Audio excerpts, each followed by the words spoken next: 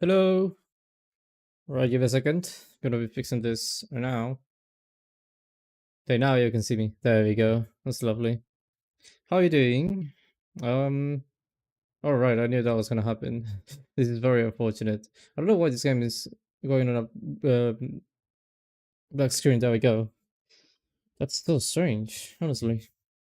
But it took me a while actually to make sure it appeared on stream, because if I was like I was testing right, and if I press the start button, it would just immediately fix itself. But I didn't want to start like that because I don't know, it just looked weird. I don't know why it took me so long to actually fix, and it's so weird also because I have it from Steam. And the thing is, I don't know why it opens like a. Oh, sorry. I just noticed by the way that the game doesn't have audio. There we go. It's fixed now. Now it's gonna go back to a black screen. I think it's gonna fix itself now. Just give it a second. It should fix itself. I mean, I literally didn't do anything. There we go. Now audio, yeah, it is there. Alright, as I was saying, like basically I have it on Steam, and I don't know why, but Steam made it like it's really strange to explain because it's like its own separate window, right, like any other game. But I don't know why it like like the game, like the window, like it disappears for a second, then it reappears, and then it goes back to the thing you pop it inside the game, right? So I don't know, it's a bit strange. I'm gonna drink water, by the way. Give a second.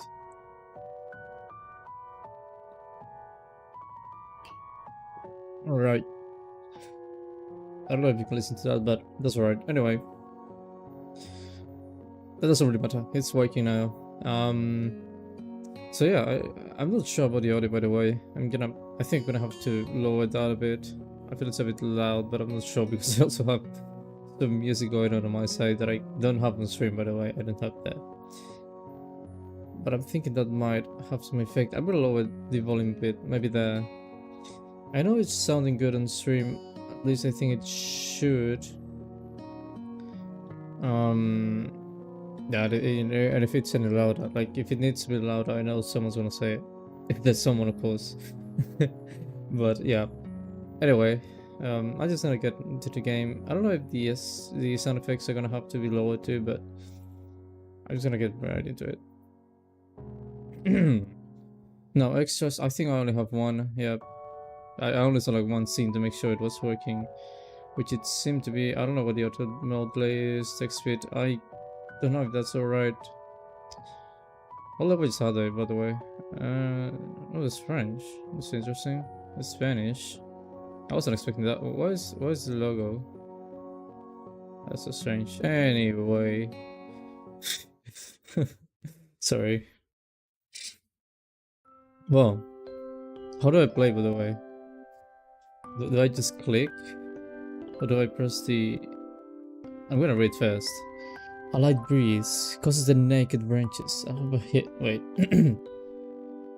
A light breeze causes the naked... It's a bit loud too, by the way. I'm just gonna say that. No, it actually is loud. What the heck? Maybe that's good. Yeah, like that. A light breeze causes the naked branches of a head to rattle like wooden wind chimes. I don't know what a wind chime is. This is a popular retreat for couples in the summer. Well, it's not. I don't think it's the same in the winter, but alright. The city, bro, you're using some strange words there.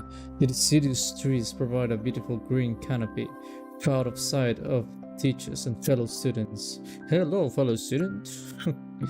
But now, in winter, it feels like I'm standing under a pile of pine. Bro, it's talking so weird, I swear. I breathe into my cupped hands, I rub them together furiously to prevent them from napping in this cold. Understandable? Hisao, I don't know what that is. Just how long am I expected to wait out here anyway? I'm sure the note said 4 p.m. Am I Hisao? That might have been me, yeah. I guess I was talking to myself. Ah yes, the note slipped between the pages of my math book while I wasn't looking. As far as cliches go, I'm more of a fan. I'm more a fan of letter and let. I'm more of the. Whoa, whoa, whoa, whoa. I'm more. I'm more a fan of the letter and the locker, but at least this way shows a bit of initiative, I guess. As I ponder the meaning of the note, the snowfall gradually thickens.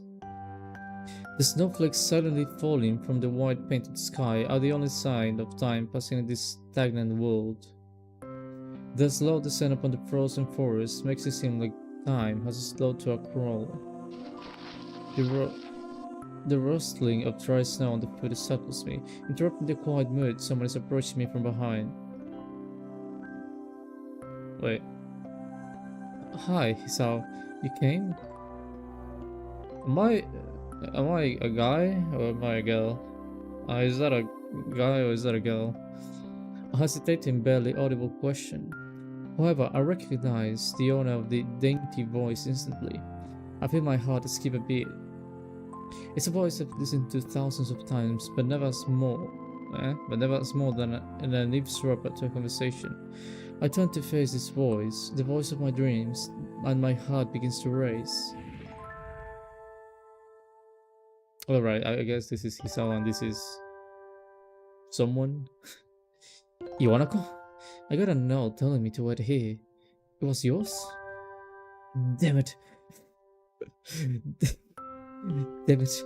I spent all afternoon trying to come up with a good line. That was the that's understandable.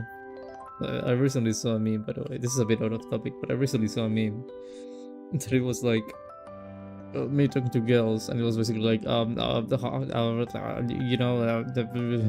like basically the person couldn't say anything because it was a girl. It was a meme. Well, it wasn't a meme actually. It was more like a video, but you know, it's a meme video, I guess. I don't know if they have a different name. Like, I guess it doesn't matter. I mean, if I'm honest, it doesn't really matter.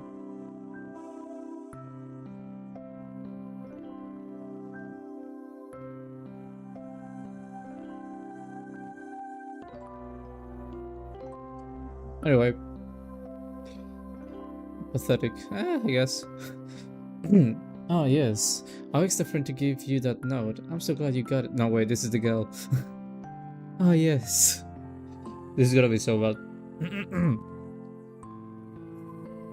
Ah yes, I asked a friend to give you that note. I'm so glad you got it. You know, I think I have a really like my voice is not suited for a girl voice. I don't know how to say it, how to explain it, but I really don't think I have a. I'm capable of doing a girl voice, but I'm gonna do my best. A shy, joyous smile that makes me so tense. I couldn't move a single muscle, even if I tried. Alright. Oh wow.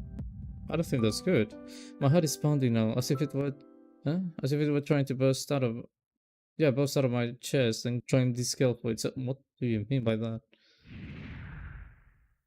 Yeah, bro, that's relatable actually.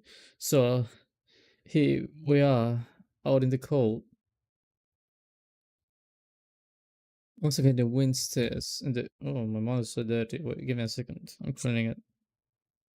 It's so weird. Once again, the wind stirs up the branches. The cacophonous noise is music to my ears. You want to flinches ever so softly against the gust of wind. The thing is, this guy uses some really strange words, but somehow I can understand what he's trying to say. But really, I mean, you're saying some really weird stuff. Yeah. As it passes, she rises herself, as if supported by some new confidence. Her eyes lock with mine as she lazily twirls her long, dark hair around her finger. All the while, the anxious beating of my heart grows louder. My heart, no wait, my throat is tight. I doubt I could even force a word out if I tried. I know that feeling. You wanna wait? No, that was a girl. You see, I wanted to know. Yeah, bro's going. I'm gonna die or something. If you'd go out with me, I stand there motionless, safe from my pounding heart. I want to say something in reply, but my vocal cords feel like they've been stretched beyond the breaking point. I don't think that's like a hard problem, right? I mean, that's more like a like a normal problem actually. So, I used to try to massage my throat, but this only sends spikes of blinding pain along my arms. He saw? I'm sorry, it's so weird. Really, I really don't have a girl voice. My whole body freezes, save for my eyes, which shoot open in terror. That was that me? I'm not gonna scream, by the way. She say like she saw like like a screaming way. I'm not gonna scream. Sorry. The video of it suddenly stops, and I go weak at the knees. The world around me, the canopy of bare branches, sorry. The dark winter sky, Iwanako running towards me, all this fade to black. The last thing I remember before slipping away are the sounds of Iwanako screaming for help and the incessant clatter of the branches above. Am I dead? Is it going to be like a game after life? Like, do I die and then I go to an isekai or something like that? No, I'm alive.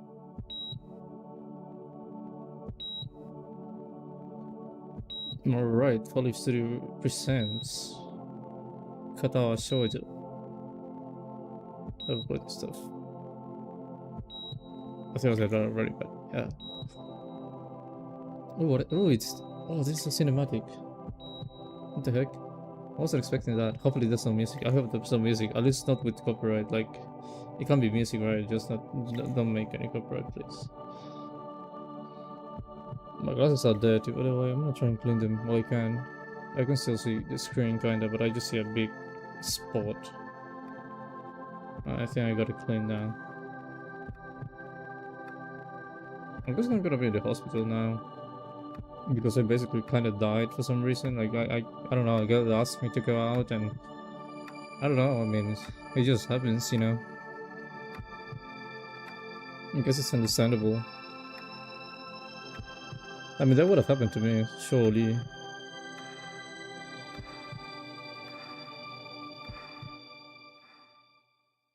All right. Give me a second, mate. I'm gonna do something quick here, bro. All right, yeah. I thought it was like just going, and I was like, yeah, I'm gonna be mad, but no, so good. I'm just gonna change this, and okay, I'm ready to continue. It's been 4 months since my. It's been 4 months since my. Why is this so difficult for to say right now? It's been 4 months since my heart attack. Okay, I had a heart attack. I mean, I guess she was. I didn't see her face, but I guess she was really beautiful or something. In that whole time, I can probably count the times I've left this hospital room unsupervised in one hand. 4 months is a pretty long time when you're alone with your thoughts, so I've had plenty of time to come to terms with my situation. I thought about arrhythmia. I'm actually gonna search very quickly what that is because I'm not sure what it is. But I mean, it definitely is something related to the heart, right? Arrhyth... Wait. Alright. Oh wait, it's HY arrhythmia. Maybe it's something related to the heart being like too fast or something like that. How do we make that doesn't really explain it. It's not the best place, but I guess I'm gonna use Wikipedia to check what it is. Also known as cardiac arrhythmias are irregularities in having. Yeah, it's too fast. Alright, it can be too slow too. A racing heart rate that is too fast, above 100 beats per second in adults, is called tachycardia, and a resting heart is slow, blah blah blah, sometimes arrhythmia. Right, basically, so. Yeah, it's kind of what I said. Like, well, I mean, I said I thought it was going to be like the heart being too quick. But there it said can be the heart being too slow too, so yeah. I just discovered something new. A strange world, a foreign alien one, sorry. One I didn't want to be in the same room with. A rare condition. It causes the heart, bro. Literally, I had to look it up just for you. A rare condition. It causes the heart to act erratically and occasionally beat way too fast. Bro, no, it said it can be too fast or too slow. Or was that the other one? No, wait, it might have been, yeah, it might have been that one. So I guess I was right. Anyway, it can be fatal, I guess. Apparently, I've had it for a long time. They said it was a miracle that I was able to go solo without anything happening. That's actually scary. Is that really a miracle? A miracle? I guess it was supposed to make me feel better, more appreciative of my life. I guess it would do that. I mean, you'll be thinking like, I don't know, like how am I alive basically? But I don't know. It's a scary thought when you think about it, like being in this situation. I don't know. I really didn't do anything to cheer me up. Yeah, I guess that's an understandable feeling. My parents, I think, were hit harder by the news than I was. They practically had to hammer. What? I had a really? I had already had a full day by then to digest everything. To them, it was so fresh. They were even willing to sell our house in order to pay for a cure. I mean, they're good parents, I guess. Okay, never mind. Because of the late discovery, when was it released? This game, like the same. Let me check that quickly. Because I know it has some years on the market, but it's just been released on Steam. But I know it's way older. No, let's see, it says 10 out of 10. 2012. Oh, is it really that recent to discover manner of arrhythmia? Okay, I mean, I'm sure I've heard that when I was a child, like a time or two. And it might have been at school or something like that, right? Like, I'm not sure. But I don't know, hearing it being like something recent, I don't know, it's a bit strange. I mean, maybe that's strange, just confusing. But I don't know, I guess it's recent, yeah. I don't know. Because of the late discovery of this condition. Yeah, that's also appropriate also. I mean, I wouldn't call it an illness or something like that. So I guess condition is appropriate. Anyway, I had to stay at the hospital to recuperate from the treatments. When I was first admitted, it felt as if I was missed. For about a week, my room in the ward was full of flowers, balloons, and cards. But the visitor's room dwindled, and all the get-well began trickling down to nothing shortly after. I realized that the only reason I had gotten so many cards and flowers was because sending me their sympathy had been turned into a class for. That hurts. That actually hurts. I mean, that's not nice, you know. I mean, if you do something like that, it has to be like, it has to come from your heart. It can be like an assignment, or well, in this case, it's not an assignment; it's a project. But you know, it's so rough. But I guess something teachers would do, and they would be like, "Yep, you have to do this because you have to be nice." But I don't know. I mean, I personally feel it just makes things worse. But that might just be me. I guess some people like might be happy about that, but I don't know. It's just I really wouldn't be happy with that.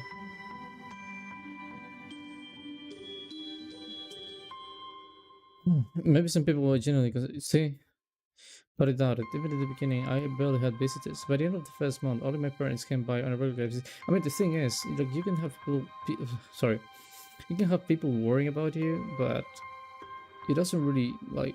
Maybe they are not as close, right? But they simply know you for so long that they are worried.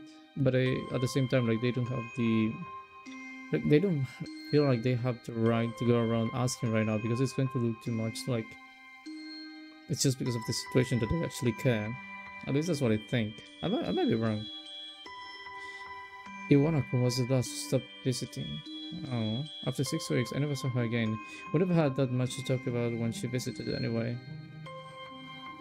We didn't touch the subject that was between us on that snowy day ever again. The hospital? It's not really a place that I like to live in. Yeah, I think no one would like that. The doctors and nurses feel so impersonal and faceless. I guess it's because they're in a hurry and they have a million other patients waiting for them, but it makes me feel uncomfortable. For the first month or so, I asked the head cardiologist every time I saw him for a rough estimate of when I would be able to leave. He never answered anything in a straightforward way, but told me to wait and see if treatment and surgeries worked. So I, sorry, so I idly,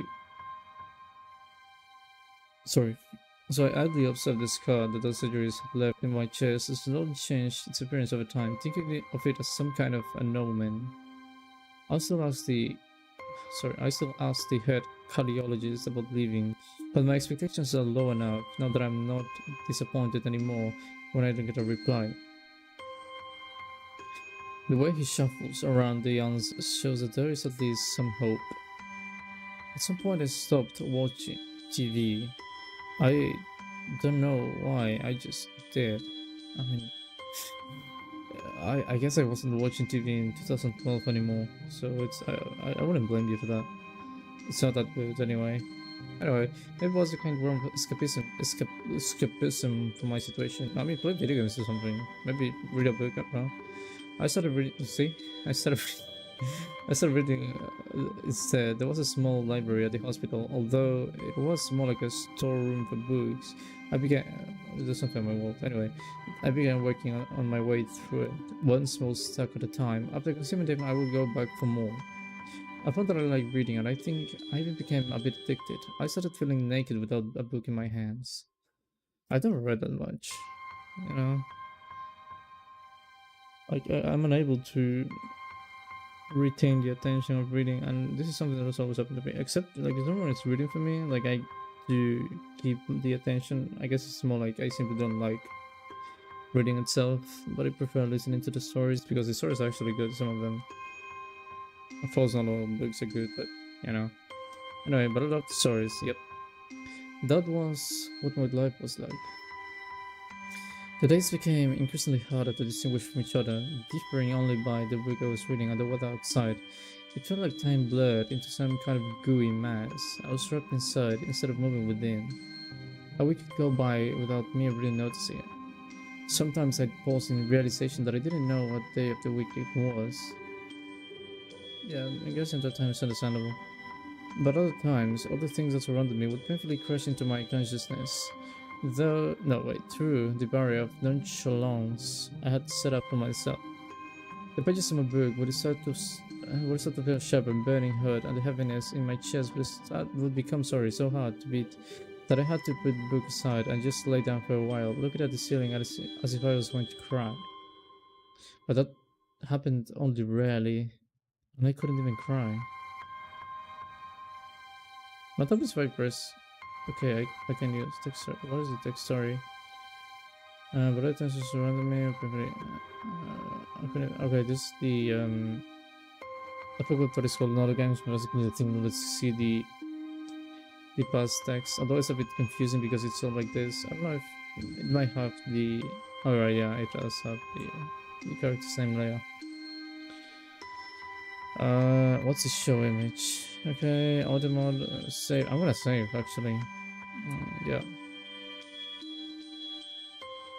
Good. Anyway, today the doctor comes in and gives him a smile. He seems excited but not very. It's like he's trying to make an effort to be happy on my behalf. This is a bit loud, by the way. I like that. Is this supposed to... No, wait. My parents are here. It's been a few days since I've last seen them. Both of them are even sort of dressed up. Is this supposed to be some kind of a special occasion? It's not a party. There's a ritual the head cardiologist has. He takes his time sorting his papers, then setting them aside as if to make a point of the pointless of what he just did. Wait, he takes his time sorting his papers, then setting them aside as if to make a point of the pointless. What does that even mean? Then he casually sits down on the edge of the bed next to me. He looks me in the eyes for a moment. Hello, he said. How are you today?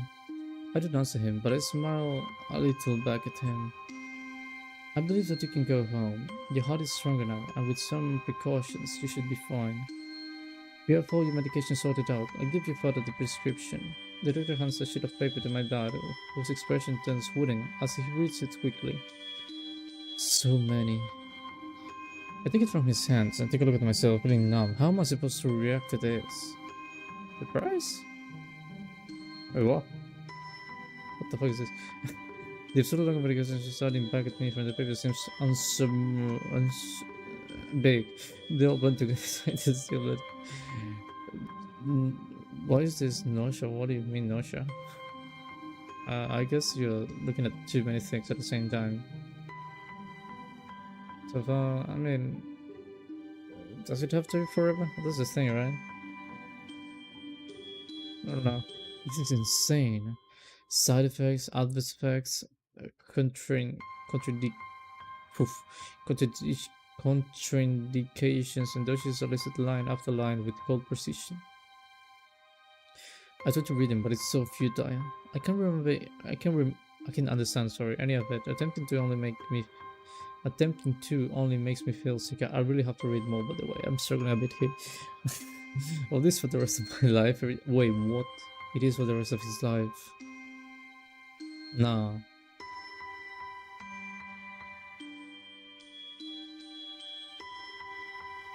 I'm afraid that this is the best we can do at this point. However, new medications are always being developed, so I wouldn't be surprised to see that these fade over the years. I mean, that is something, I guess? Like, it's not that... Like, it doesn't make things any better because you still have to take medication, right? But, at least, like, you know, it's... I mean, it could get better, and if things are good enough, then they might find a... what do you call it?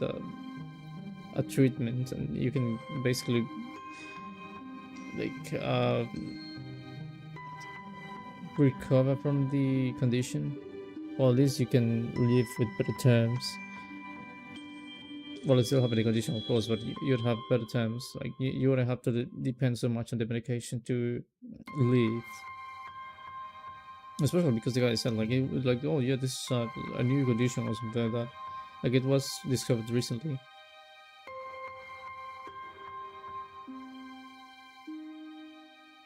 Sorry, I really had to drink water there. Jeez, what kind of confidence booster is that? I'd felt better if he hadn't said it.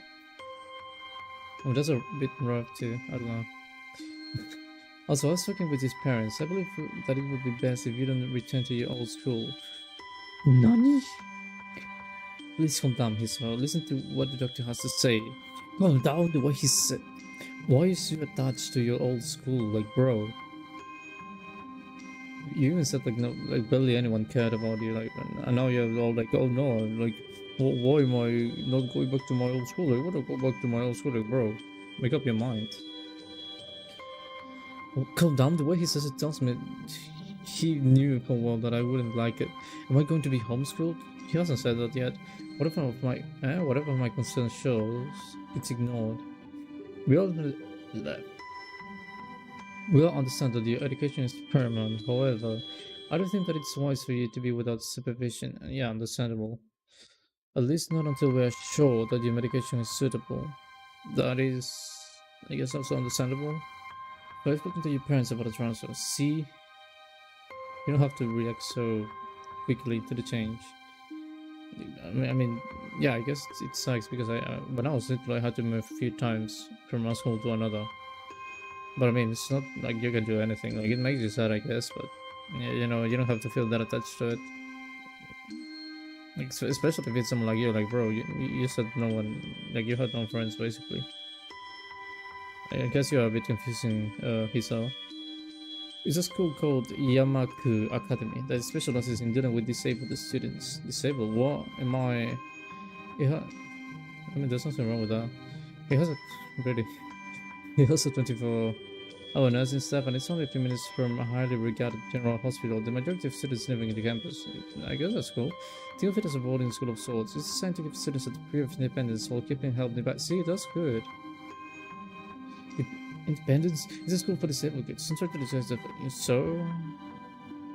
If it was really that free, there wouldn't be a... It's not about... Bro, it's not about... Like, there's no relationship between the being free part and the fact of having a nursing staff there and a hospital nearby. I mean, it's just more like a safety measure because something can happen at any time, and anybody can need help at any time. So, I mean, I wouldn't be like that. You know, you don't have to be so like adamant on your opinion. Of course, that's only if you want to go, but your mother and I aren't really able to homeschool you. We went out there and had a look a couple of weeks back. I think you'd like it. See, it's a good place. And this is yeah. Also that. Compared to the other compared to the hot problems, people with your condition usually tend to live long lives. You need a job one day, and this is a good opportunity to continue your education. I mean, yeah, it's not bad. It's like, I mean, I think you're overreacting a bit. He's like, yeah, it is a big change, but I don't know. This isn't an opportunity. Don't call it an opportunity. Don't call it a goddamn opportunity, bro. Chill. Well, you should be excited at the chance to go back to school. I remember you wanted to return to school, but well, it's not the same one. Special school, sorry. That's an insult. That is what I want to say. It's a step down. Come on. It's not what you think. All of the students there are pretty active in their own sort of way. It's geared towards students that can still get around and learn, but just need a little help in one way or another. Yeah, that's a fair opinion. Your father's right, and many of the graduates of the school have gone on to do amazing things. A person doesn't have to be held back by. See, I mean, the doctor and the father, like, good people there. I don't know, I have a mother, like, she hasn't said anything, but I think they're right. One of my colleagues in another hospital graduate is. Wait, one of my colleagues in another hospital is a graduate. Wait, what? What do you mean? Like, from this place? Many graduates of the school? Yeah, I guess. I don't care. A person doesn't have to be held back with a disability. That's what a disability is. Come on. Really, I don't think I agree with bro. I really hate that something so important was decided for me. But what can I do about it? Normal life. It's not a question now. Kinda. It's funny. I had always thought my life was actually kind of boring, but now I miss it. I want to protest. I want to blame this lack of reaction on shock or fatigue. I could easily yell out something now, but something about how I can go back to school anyway. But no, I didn't say anything. The fact is that I know now it's futile. I look the rumor. I look around the room, feeling tired. Sorry.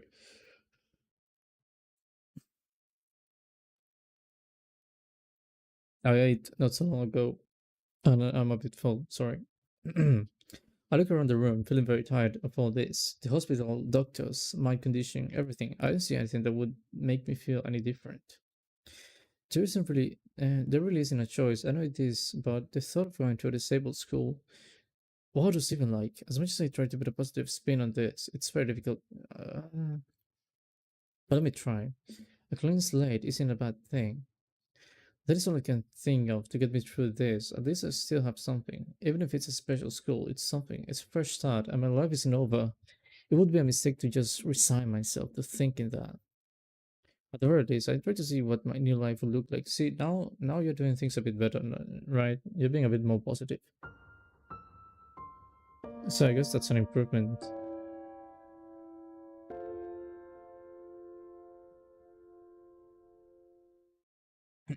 Act 1. Life expectancy. Yep. Oh, I got an achievement. Finishes the prologue, bundle of his out. Right, thank you. Why is the achievement thing on the top, by the way? To get. Whoa. I wouldn't complain about this place, that looks fancy.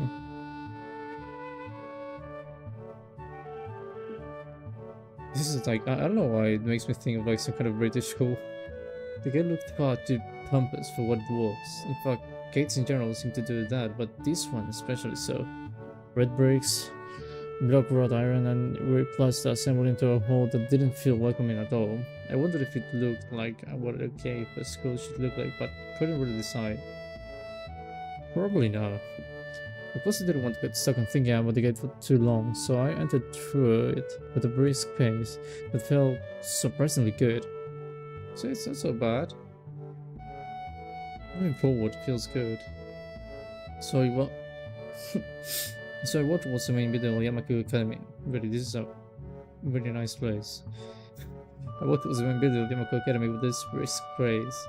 I'm alone, as my parents are taking my stuff to the dorm, and there's supposed to be someone waiting for me. The grounds are incredibly lush, filled with green. It doesn't feel like the kind of grounds a school would have, more like a park, with a clean walkway going past trees and the smell of fresh cut grass and all of the park-like things. What's like clean and hygienic pop into my mind? It makes me shudder. I shake off them off. I shake them off, sorry. Stay open-minded now. It's your new life. You have to take it as if it comes. That's what I tell myself. I feel big buildings, low behind the leafy canopies, too big and too many for just a school. Everything seems solved. It's different from what I thought. I knew about schools. Oh, wait, sorry. That was no single phrase. It's an uncanny valley. Even though I was told that this is my new school, in the back of my head, it doesn't feel like one. I wonder if the feeling is real or caused by my expectation of a school for the disabled. Speaking of that, I don't see anyone else here. It's kinda eerie. It makes me wish there was somebody here so I could anchor myself to something tangible instead of having this feeling that I stepped into another dimension. The trees hum with the wind and green hues floating all around me catch my attention. It makes me think about hospitals again, how they say they operate, how they say that the operating rooms are painted green because the green is a calming color. So, why am I feeling so anxious despite all this greenery?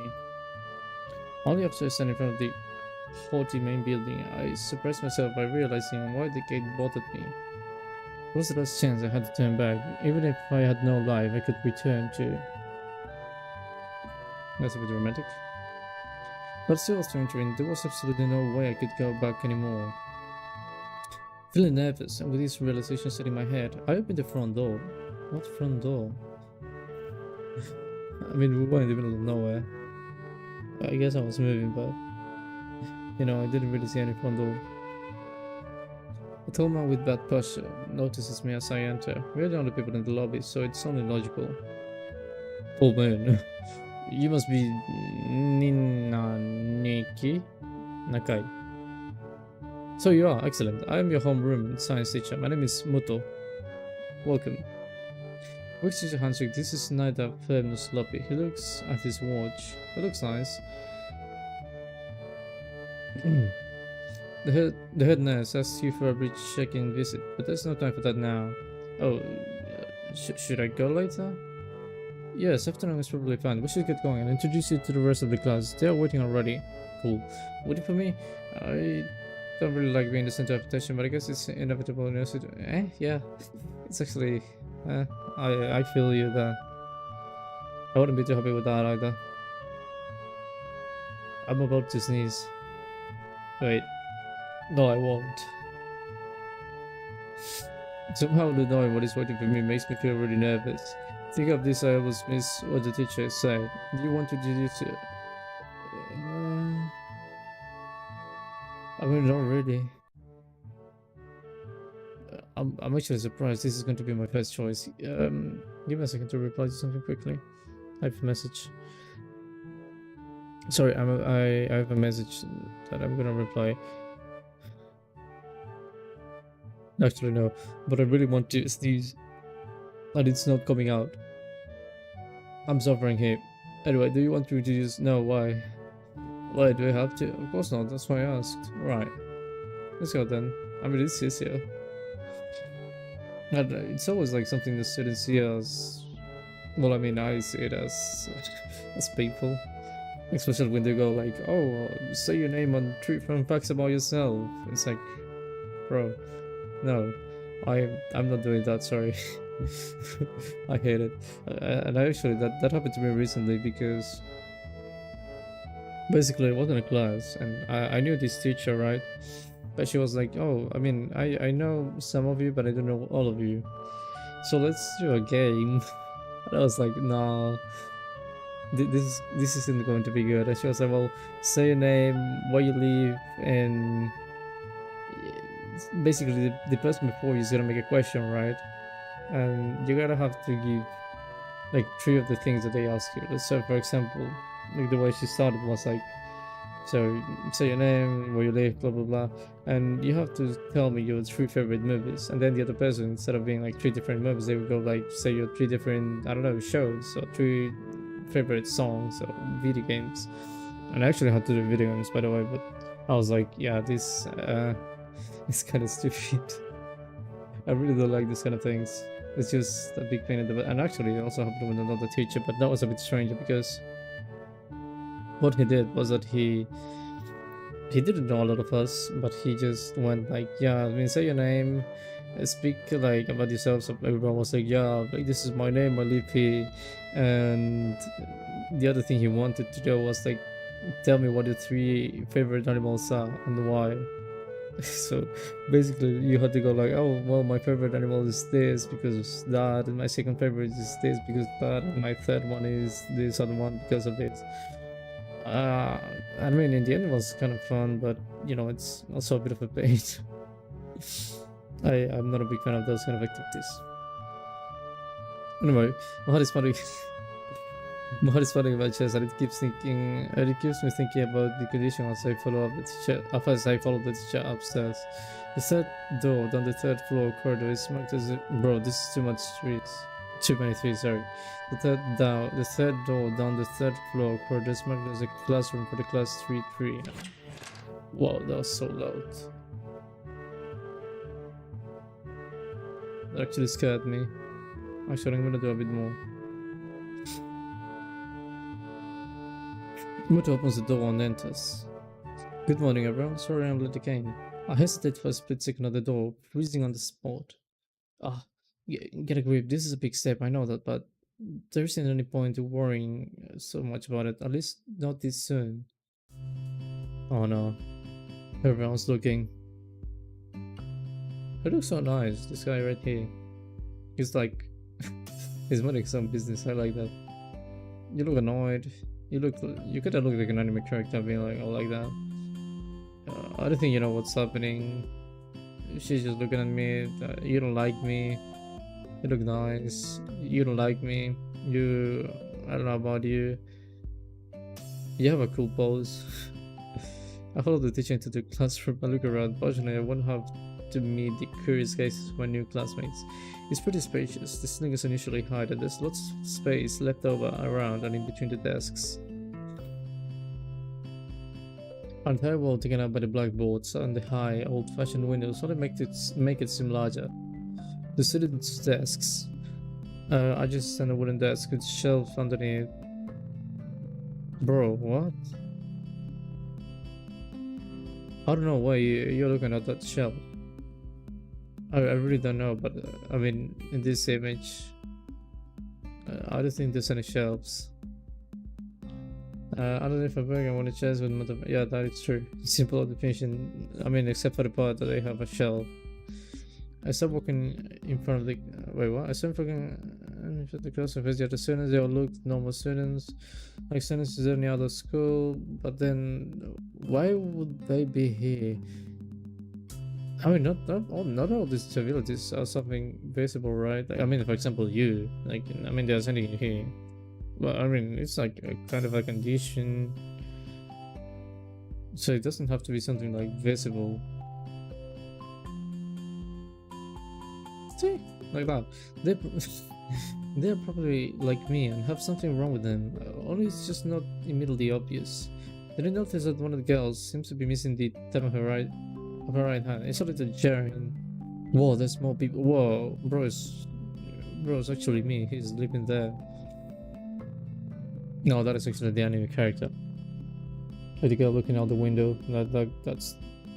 That's really cool. You look annoyed. You look fun, I guess. That girl is relatable too because she's just sleeping. This guy who looks like the I forgot what you call it. The teacher's pet.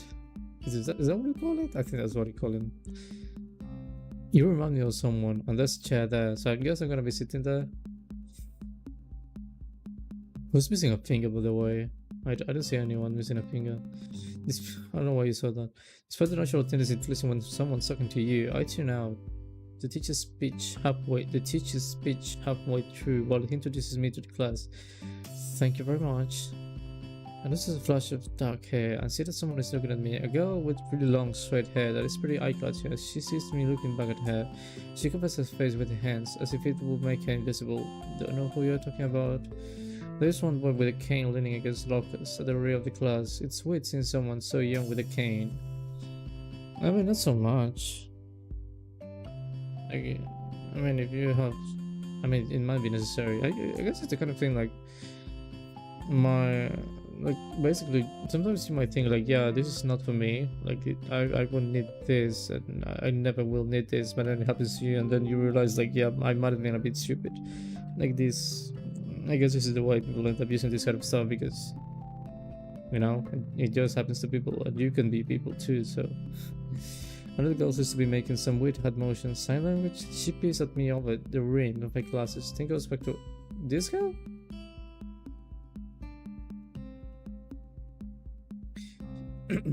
She's kind of cute. So is the cherry looking girl with the pink. Yeah, this one. So I'm guessing you are say you're mute. I don't know about you, but you have to be mute then. She's next to her. She's really hard to miss. I don't know how. I mean, yeah, she has pink hair. Please welcome newest classmate. He claps his hand, and so does everyone else, except for one girl in the first row who has only one hand. I don't know if it's you or someone else. I cringed a little behind by Bowie. Thanks for the applause. I didn't know this. No, that is actually relatable. Like, it's just so cool to be in front of the class like that. After the applause, there is a brief silence that nobody seems to want to be responsible for breaking. The teacher soon realizes that he should probably say something. He opens up with some unintelligible noise, shuts up, and he loses his momentum. Then starts introducing me. Nobody seems to be interested. Maybe I should have said yes to the salesman introduction thing. Probably. No, I'm fine actually.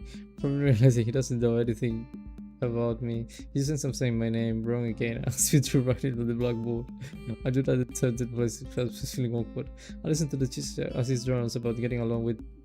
I will letting my gaze sweep across the classroom. Everyone seems to be listening to him intensely, I guess. And when he's done, they clap their hands again, which feels like a weird thing to do. The first row girl claps on this round, with her one hand against her own wrist that ends in a bandage stab. Really, who is that girl? Because can I not see the other way? It makes me feel a bit bad. I'm sorry, a little bad. We're going to be doing some group work today, so that'll give you a chance to talk with everyone. Is that okay with you? Yeah, that's fine with me. That's good. You can work with Hakamichi. She's the class representative. She can explain anything you might want to know, and who else would be able to do that better, right? How could I go? The teacher passed out the assignments and announces that we will be working in groups of 3. It hits me that I didn't know who Hakamichi is. Slow. The teacher seems to catch my helpless expression. Oh right, Hakamichi is dead. Shizune Hakamichi. Oh, the pink hair girl. Pink hair. Sorry, girl. It doesn't make sense. As he calls out her name, the cute, bubbly looking girl with bright pink hair and gold eyes waves her hand at me. I take a seat next to her by the window. Hey, I guess you are Hakamichi, right? It's nice to meet you. What? I cut off guard by her laughter. It's nice to meet you too. But I'm not Hakamichi. I'm Misha. I like that name, Misha. This is Hakamichi, Shi-chan. Oh. So, Misha and Hakamichi, Shizune. Misha points to the girl next to her, the one I saw using sign language before. It looks like she has been staring at me this whole time. She nods one nonchalantly to show that she acknowledges my presence, but only barely.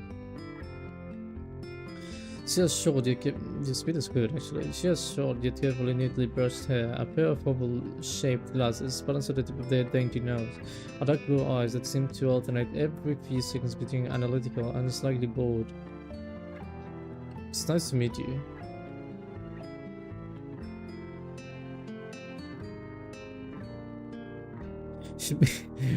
Shimiro looks at Misha, who smiles and makes a few quick gestures with her hands. Akamichi nods and makes a few gestures of her own. I started wondering if the teacher was supposed to be saying things that you'll be able to talk to people and remember to explain things. Bro. I can see you're a little confused, right? But I understand why. Huh? Why would you think I was Shi-chan? Teaching is deaf, so. Oh. So she's not a mute.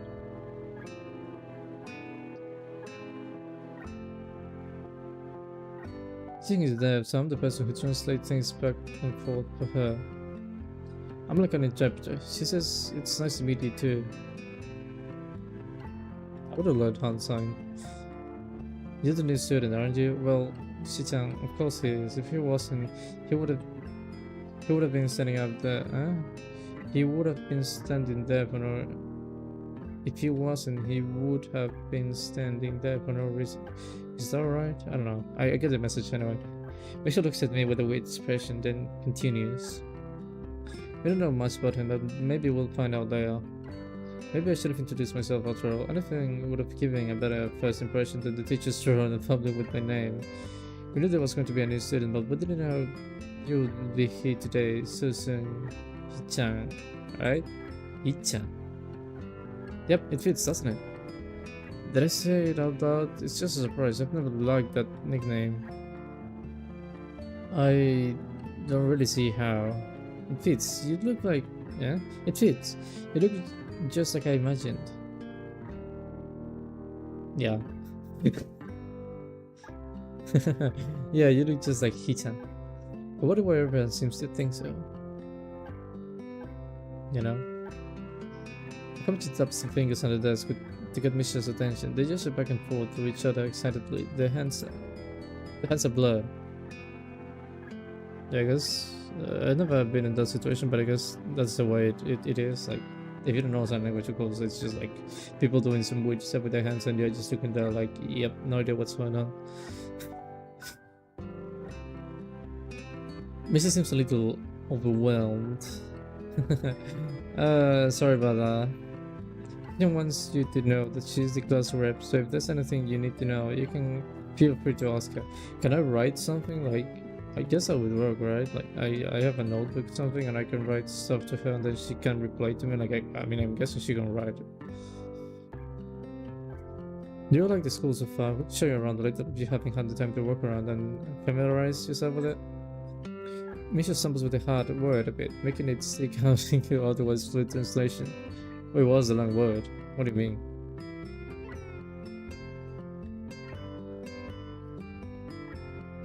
Over-mineralize. I mean, I wouldn't call it a big word like that, but I guess it is kind of a big word. Anyway, thanks, that was pretty helpful, yeah. I just kinda came straight to class today.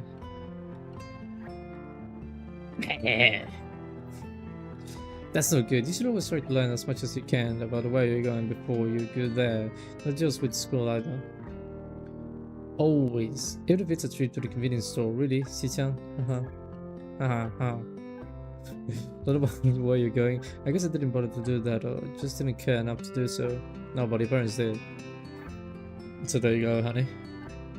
I didn't look forward to this, even if I committed myself to go along with it half-heartedly. But anyway, I don't say anything, and Misha signed something that ends up in a shrug. What was that? It seems like it was about me. I feel like slumping over in my seat. Both of them are smiling, but the shrug hit me unexpectedly deeply. I look down. Are you okay? Don't take the wrong way, please. I hate when people are afraid to ask questions. That's how people learn things, by asking. Asking people is perfectly normal, as much as needing help. Stop looking like you just failed a test.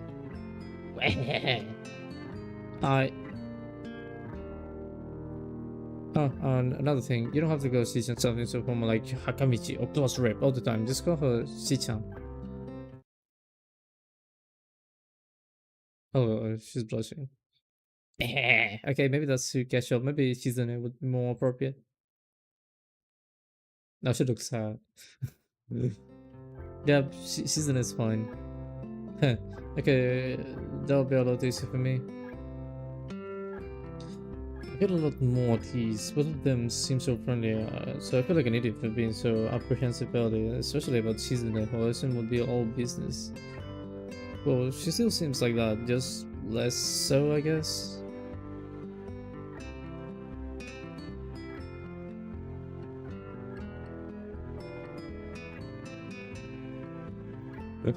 Huh, alright, we haven't even touched the assignment. We should start work now. Oh, Shi-chan would get mad. The assignment is also kind of long, so we should start now if we want to finish it before the end of the class. Wah, that too. She's in the class, so the two of us impatiently. I don't know I don't need to know sign language to understand that. Okay, I get the message. After class, we can take a walk around the grounds together. It's a nice day today, okay? The assignment is actually very challenging to get through, combining aspects of being both difficult and necessarily long. Understandable. Still, we finished it in a few minutes earlier than anyone else in the class despite our late start. Houston and Misha are really capable. They're quite different though. The class rep is as calm and unprofessional as she looks, while Misha is a lot more playful and girlish, not to mention a little more easily distracted.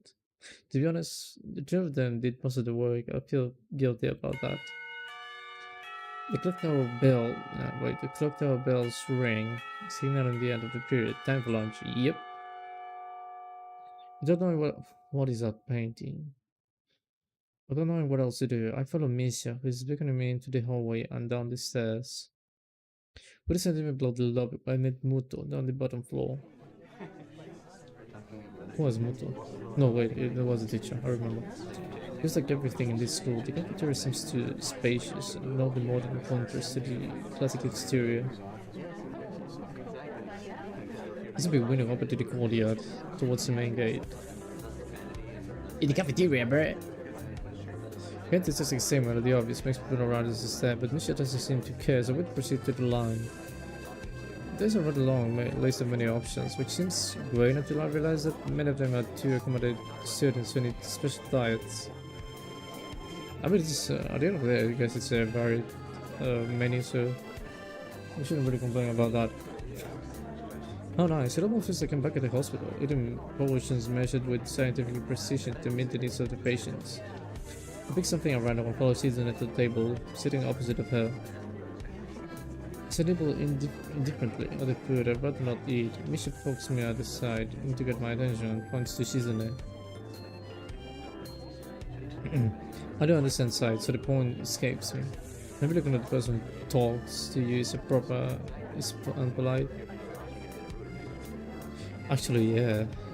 I mean, I guess that is a bit confusing because you tend to look at someone who talks to you, right? So basically, like, the message comes from Shizune in this case, but then she's the one talking to you, so you can understand. So you would, like, your instinct would be telling you to look at her because she's the one talking to you, but the one speaking to you is Shizune. So you'd have to force yourself to kind of look at her, but then it feels a bit impolite to not look at her, but then if you look at her, it doesn't feel right to not look at her. Maybe looking at the person who talks to you is proper impolite. Do you want to know something? What? About anything? We are your guys, so you should know if there's something. Oh, I wonder. I mean...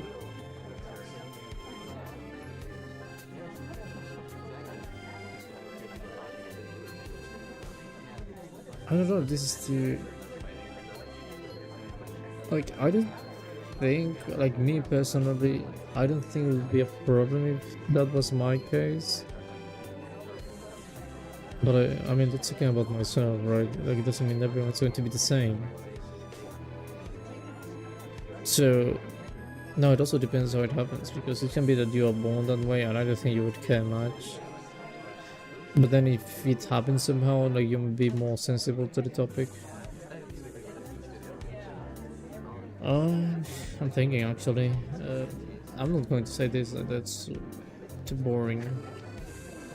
But I...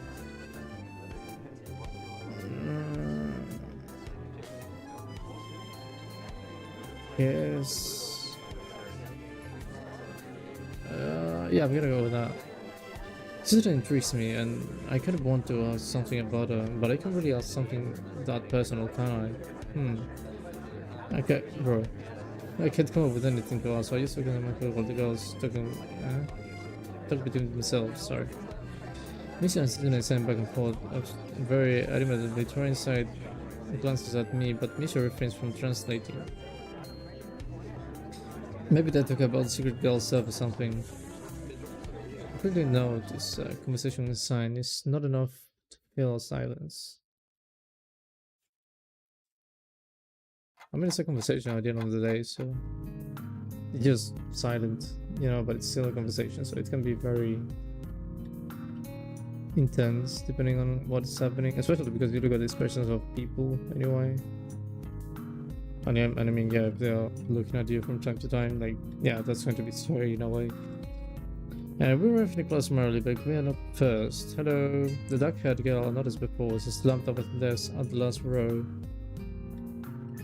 She jumps a little when Nishi crashes into the room with the elegance of a rhino. What the? She shrinks deeper into her seat. I can feel her tension all the way from here, as if she were slowly turning into stone from just her presence.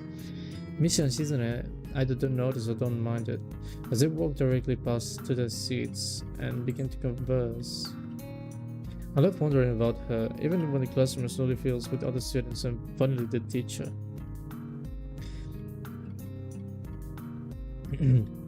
Getting into the rhythm of school feels strange. It's as if my brain remembers how this is done, but my body doesn't.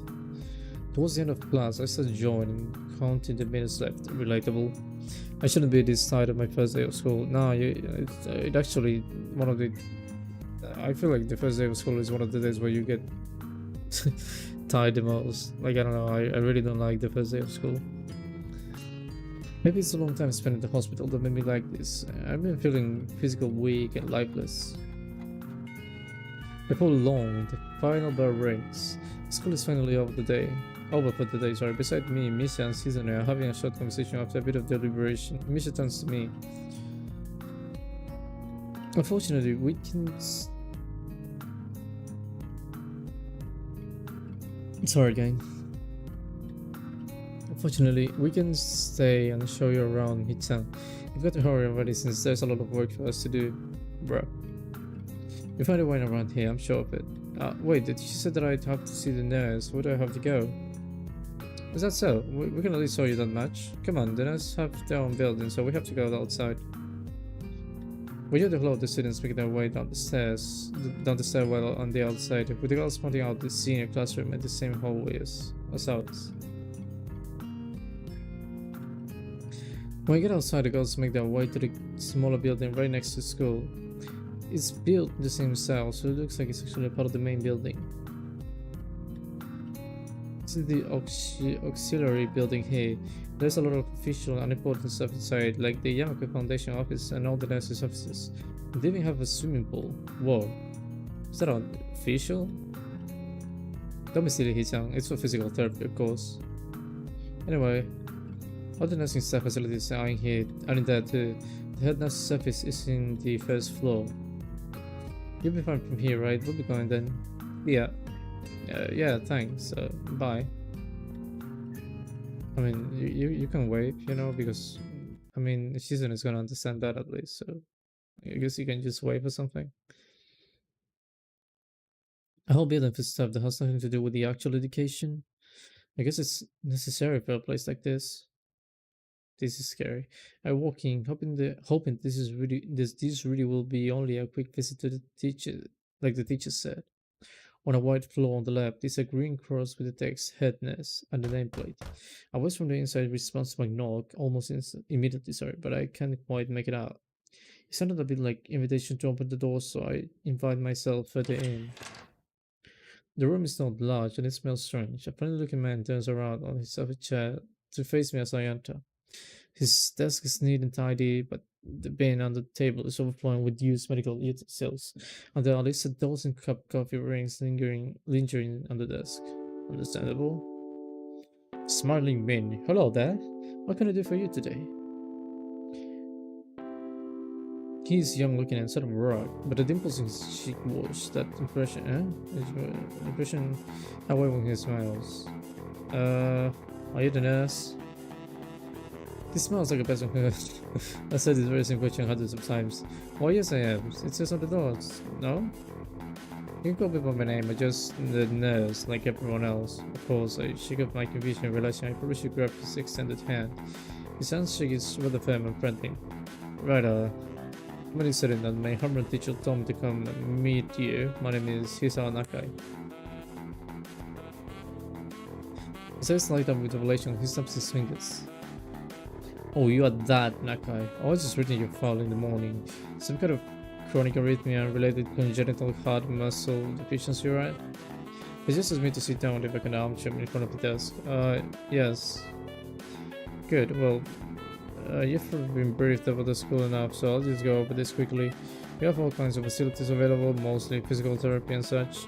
There's always someone from my staff around every that night, so don't hesitate to call us if there's any problem. The famous 24-hour nursing staff. Wow, this is like a hospital. Well, not exactly. For instance, we don't do brain surgery here. Caesar feels sort of thinking what he even said. Yeah, that's just really weird to have so many medical people at school. You get used to it. I'm not so sure about them myself, but I don't let the nurse know. Now let me just find your file again. What is this? Or something from his computer, shuffles Texas papers around, and let my gaze wander around the room. It's an epitome of generic, I'd like to say. Beige walls and ceiling, dark gray laminated flooring, and all the equipment you'd expect from a school nurse service. Even the ridiculous educational posters are hanging from on all four walls, reminding me to eat properly 3 times a day, from all the good foods, blah blah blah. He's smiling, the nurse throws a thick file from a stack of similarly thick files and opposite. So, you already have medication for the arrhythmia. Just remember to get your pills every morning and evening, or it won't be much help. What is that face? Apart from that, do you do any sports, rush stuff like, I don't know, boxing? I wouldn't say it's on joke, but I don't know. Well, I played soccer occasionally with some classmates. Alright, I'm afraid I'm going to have to recommend you to refrain from doing that, at least for the time being. Oh. My leg operation made him raise an eyebrow, but I really am not too bothered by him forbidding me from kicking a ball around. I guess I never did it out of burning passion for the sport, just to have something to do. I think a concussion might be very dangerous to the heart, and risking another attack is not a good idea. Was the previous one caused by a sudden concussion to the chest area? There's no mention of the cause in your papers. Not exactly. I accepted the question acceptably, and he glances at me over his papers with a more serious expression on his face. Still, you need to keep your body healthy, so some exercise would do you good. We have physical therapy and such available, as I said, but I don't think you really need such heavy measures.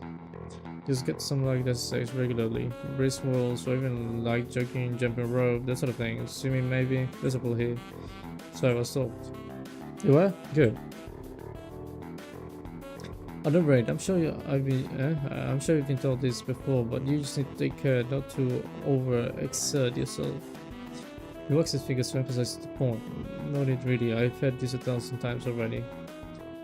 Absolutely, it's no unnecessary risks, take care of yourself. Okay. He also have my papers one more time, I sets them on the desk, obviously content.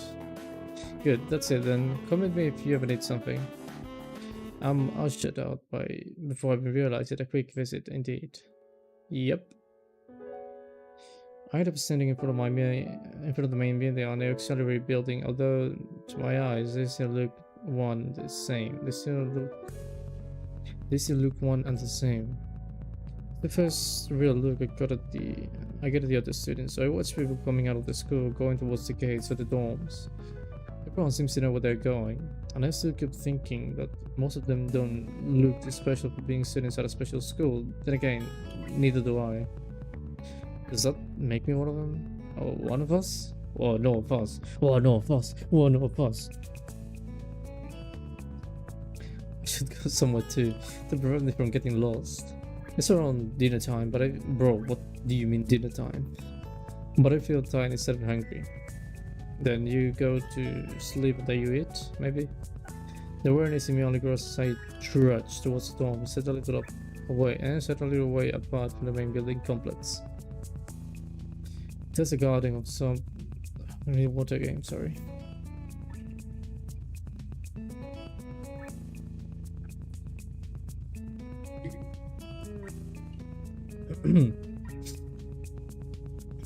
There's a garden of sorts between the school and the dorms, shrubbery flowers, and that overbearing smell of the fresh cut grass that fills the atmosphere. It dawns on my tired mind that the smell feels novel, because I haven't been outside at all for so long.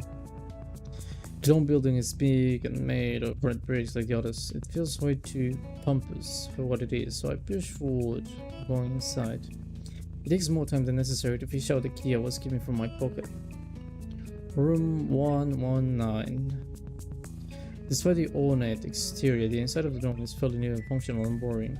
Just like in being built new halls and doors wide to accommodate the wheelchairs. The same goes for the elevators at the end of the hallways. I poke my head around the corner of the common room door. Instead, a few students are watching the television. One nods and gives a quick hello before turning back to the TV. See, they're nice people. Seems that only the girls around here are sociable. I suppose that's perfectly fine with. Huh? What is, bro? What do you mean? Seems that only girls around here. What do you mean? You can just go with them and be like, yeah. I mean, they say hello to me, so I'm gonna go sit with them, and they will be fine with that. I climbed the stairs to the upper floor. Here's more corridors branch out from the main hallway. You have this mirror, minor halls, seems to have a toilet and a shower as well as 4 rooms. About halfway down the hall, I spy room 119. The nameplates in the room adjacent to mine are blank. I guess there are just 2 of us here. Light shines from below the door of room 117, so I look likely. Bro, that's exactly what I mean. Like, if someone says hello to you, like, you're gonna be like, oh, yo, they're not very sociable. But then if you see a halfway open door, then you're gonna be like, yo, what happened here? I'm gonna go check that. Come on. From inside, I hear a few movements. Then the clicking of my way, Then the clicking of way more locks than I thought this door's had. After a moment, the door squeaks open.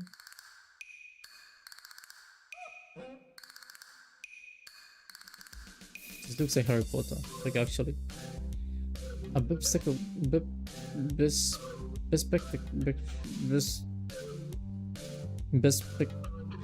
boy, I mean, guy with glasses basically, is standing in the doorway. He's looking at me very intensely through his extremely thick eyeglasses. What is it?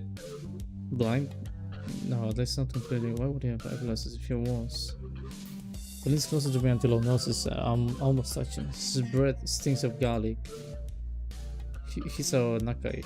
I'm moving into the next room. I thought I should introduce my. His face suddenly brought his realization. He stands back upright, thrusting his head out and smiling greedy, almost straight to my diaphragm. Oh, what's up, dude? The name's Kenji. Oh, hi. Why can't you? They can just steady hand and then shake it. It's still a little rat, but a sudden change of attitude and vehement welcome. There was some suspicious looking people going in and out of your room earlier. What do you mean? It was probably my parents. Your parents? You sure?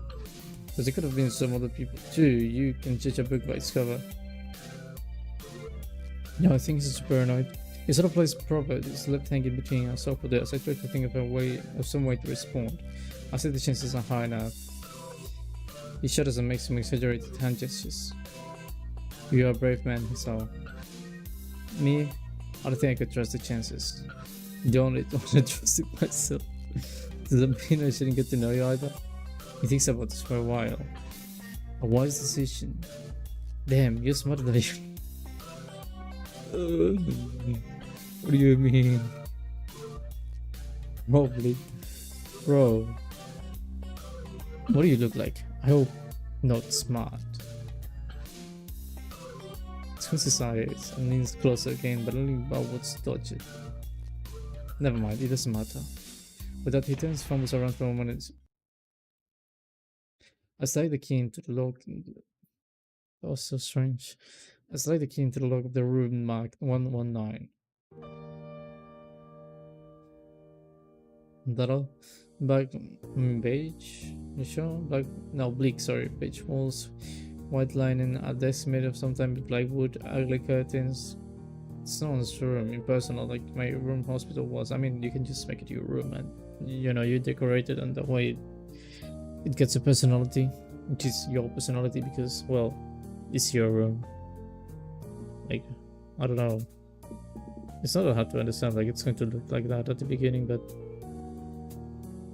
if you're gonna leave that, then, you know, you just, like, get used to it and eventually make it your own, instead of being like, oh yeah, this is a lifeless room.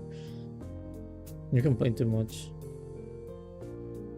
I admit it like way too much. My box is really on the floor, my bed. Whoa. The clothes are sitting open, stuck with clothes. Also, it seems that there are a number of school uniforms hung in there as well. I noticed pinned to the sleeve of one of the shirts. High heat. High heat. Move back your things and made your bed. They said that if these things don't fit, then you should go to the office tomorrow. If you have any problems, you can always call us. Love, Mom and Dad. See, they're good parents, but at least I don't have to worry about unpacking. I could have hoped I would have, then there would be something to do. It's still too early. I put the note down on the desktop, and I lie down on the bed, feeling drained. Lying there makes me want to read something, but I have nothing with me. I wonder if the hospital conditioned me for wanting to read whatever I have nothing to do. The restless search just keeps soaring until I have to stand up. Maybe it's stress or something. Didn't you say you were too tired and that you were feeling sleepy and I need to sleep? And now you're being like, nope, I need to read. I was pretty nervous about it before coming out. For the entire day too, I still am, I think. Damn, I have to distract myself somehow so I won't be decent natural all the time. Tomorrow I'll go borrow some books from the library. Yeah, I'll do that. But for now, the bottles of medications, neatly arranged in my night table, catch my eye. You shouldn't leave those outside, by the way. Pick one and shake it to the tip of the concept bottle inside, and then read the glued on pharmacy label. It's on okay. So that would sadly to stay. It doesn't really say that, but it could just as well. It's kind of twisted. Haven't you life dependent on chemicals like this? I resent a little, but what choice do I have? But aside, I begin with my daily ritual of taking the right number of pills from each bottle, being careful to check the correct dosages. I lay down again, feeling hollow and uncertain. After that, I keep staring at the blank, unfamiliar ceiling for a long time. It doesn't start. It doesn't start looking any more familiar. Not even after darkness falls and long shadows draw across my room like fingers. The sheets feel slightly more comfortable, warm, and it's like against the chill that passes through the room temperature here. That actually happened to me earlier because I actually slept a bit because I was really tired, and so I went to sleep for like an hour, and I woke up and it was so cold, and then I immediately got into my bed, and I sat there like trying to get warm. Then I ended up like going outside of my bed, but yeah, I definitely know what this guy is talking about. So the lightest shade of darkness, so the lightest shade of darkness, that is the ceiling, looks like every ceiling does at night. And it becomes the only thing that I recognize anymore. Or it sounded like Shinji from Evangelion saying that. Like being like, oh yeah, this ceiling looks the same and stuff, like, of course it does. The night beckons me to sleep, and I feel the coldness of unfamiliarity and fear creeping up my spine once again. I keep drifting further away from the world I knew. Yeah. And you won't remember a thing. Katawa Shoujo. It's a good logo. I like it.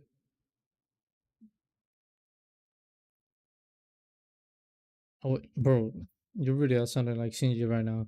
I wake up in a strange room. Solid morning light shimmers against the light gray ceiling. It's not gray. Well, maybe the ceiling is, but I mean, this spot is not gray. I had forgotten how to draw the curtains closed last night. Yeah, it's gonna be comfortable. This is my room, isn't it? My room. This is the third room this year that I'm supposed to call mine. Various things around here remind me that indeed it's me who is supposed to be the one living here. My back's on the floor, my new school books on the desk, my numerous medications on the night table. I set the bottles for a moment, deliberating until I open a bottle, shake out a pill, and pop out a tablet from a foil sheet. I doubt it with a chaser of water without thinking about the chemistry. My uniforms are in the closet. I slink out from under the sheets and stretch my back before dressing up. Putting on a new school uniform feels like dressing in someone else's clothes. The artificial smell of generic detergent invades my nose, but the feeling of fresh cloth against my back is a good one, a natural one. It feels like before school, No, wait. It feels like a school uniform, as it should.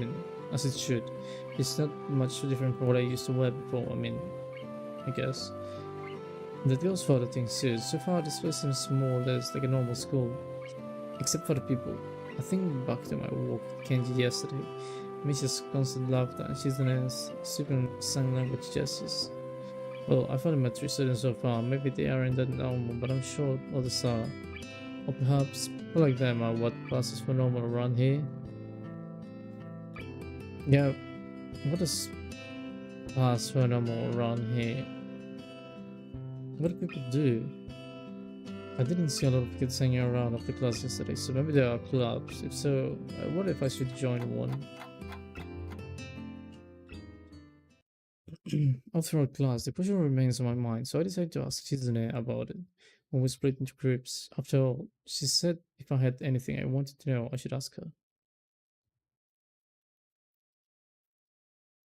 She crosses her arms and shifts her gaze slowly to Misha, who looks more preoccupied while trying to grind the eraser of her pencil down so the top is perfectly unevenly flat.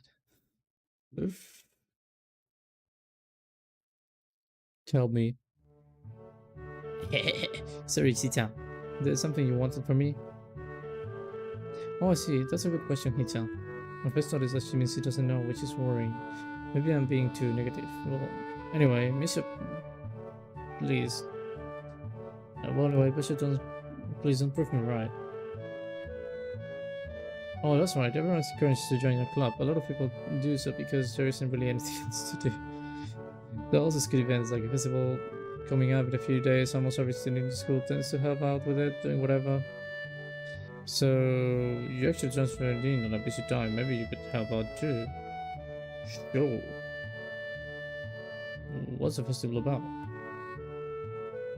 Misha freezes. Wah. I don't know. He said the truth is, well, the truth is, it's a local event, and I'm not from this area, so yeah. She's signing this desperately to Chizune, sorry, asking her to bail her out. Chizune adjusts her glasses at the end of an oddly grandiose flourish and starts signing hard and heavy. Huh? Oh, who cares? I suppose just as she shouts Chizune's words out at me with a disproportionate amount of pride. Too loud. I could see her head turning to look in our direction. Not so loud. Human beings evolve with new each generation. Each new generation. The ideals and beliefs we had in festival will inevitably change with time. Now it's about delicious fried food and amazing little games that you play to win praise. The teacher places his throat very loudly, butting his long wooden pointer against his other palm like button. He shoots a pointed gaze at us. Finally noticing where we are, Misha stifles a yelp and quickly quiets down. Susanna doesn't seem embarrassed at all, though brushing it off without a care. We're in the middle of class and she decided working. That's right, Hichan. What? That's right, Hichan. Are you asking because you're interested in joining a club? It could have been my eyes playing tricks on me, but I think I saw a suspicious glance exchanged between them. Mrs. Stone has also changed, although it does start at every word anyway. Yeah, I was thinking about that. Misha and Shizune look at each other again.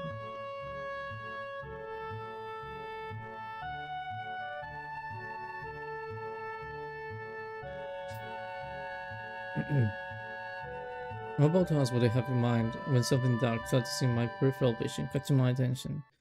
Out of the corner of my eye, I see the girl with long dark hair get up from her desk and slip silently towards the door. It doesn't seem like she was working in any group, and no one seems to notice her but me.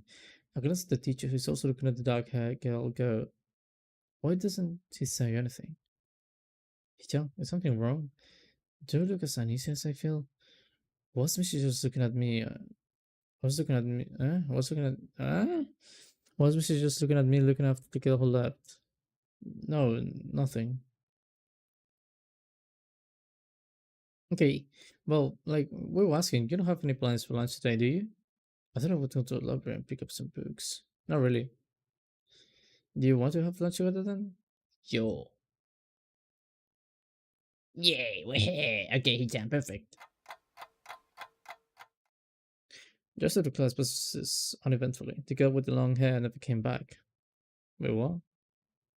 Before half the time to put any more thought into where she could have gone, the teacher informs us that it's time to stop working.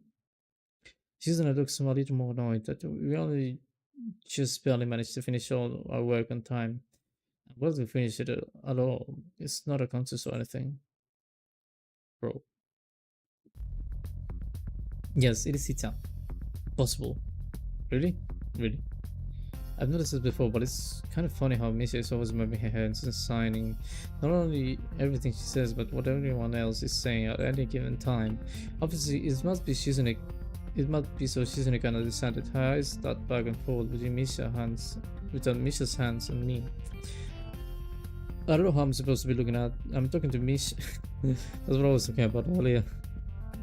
I'm talking to Misha, but that might be wrong. Maybe I should face Shizune. I'm just looking in the direction of the person whose voice I'm hearing, but really, Shizune can't hear me. But it would be disrespectful to talk to her only to Misha. Then again, isn't that what she's doing?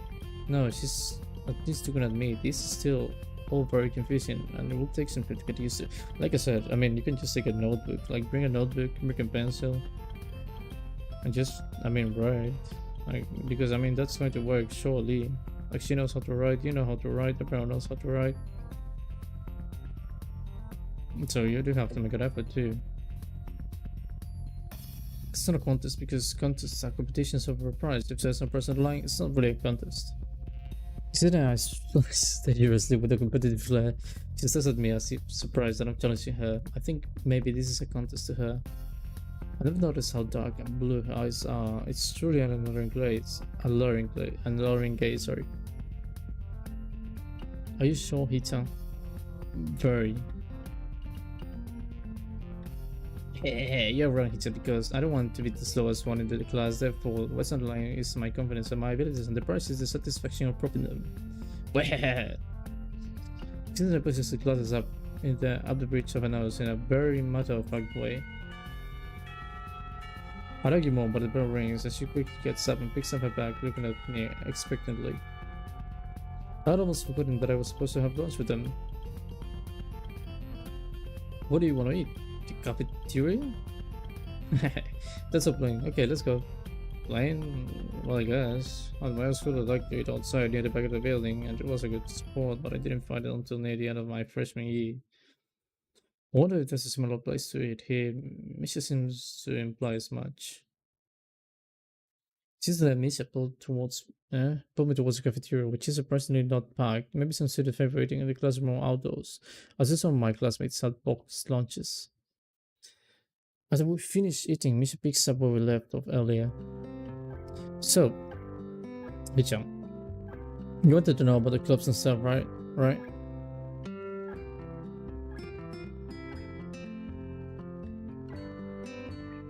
Right, Hichan. So, I guess it makes sense to ask first. Exchanging little notes of confirmation, they turn to me face again, and Misha strains the posture as if she's about to deliver a speech. Hichan, do you have anything you're really interested in?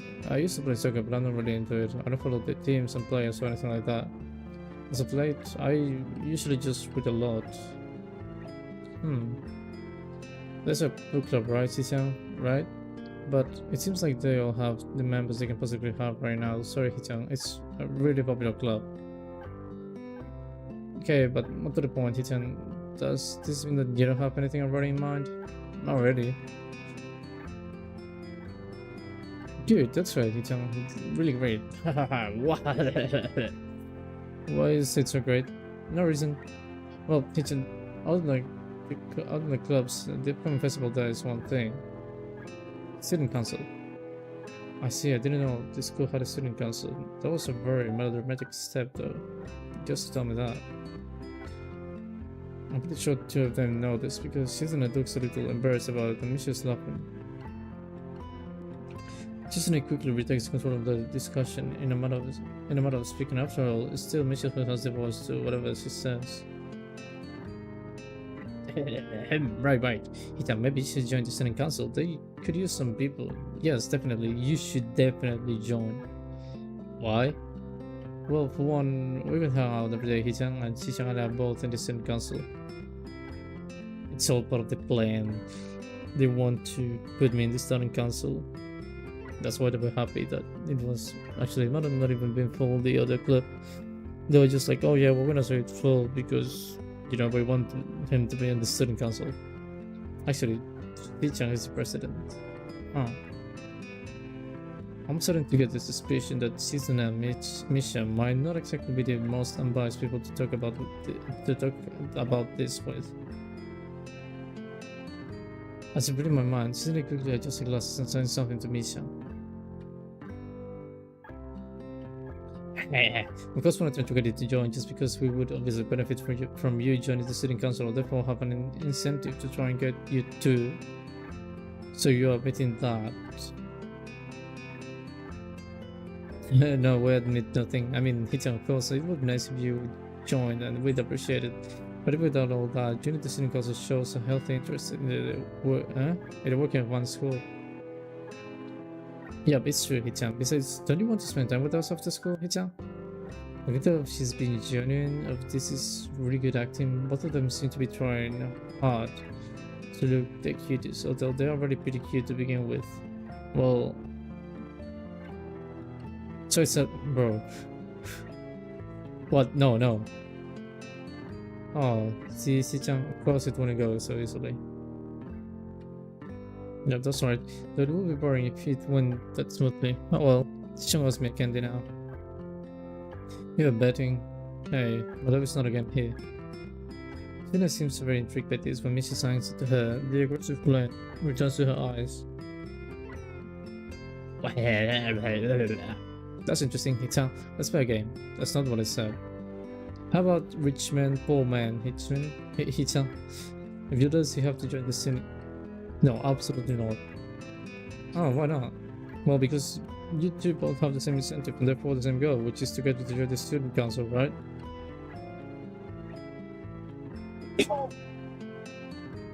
Sorry. Yep.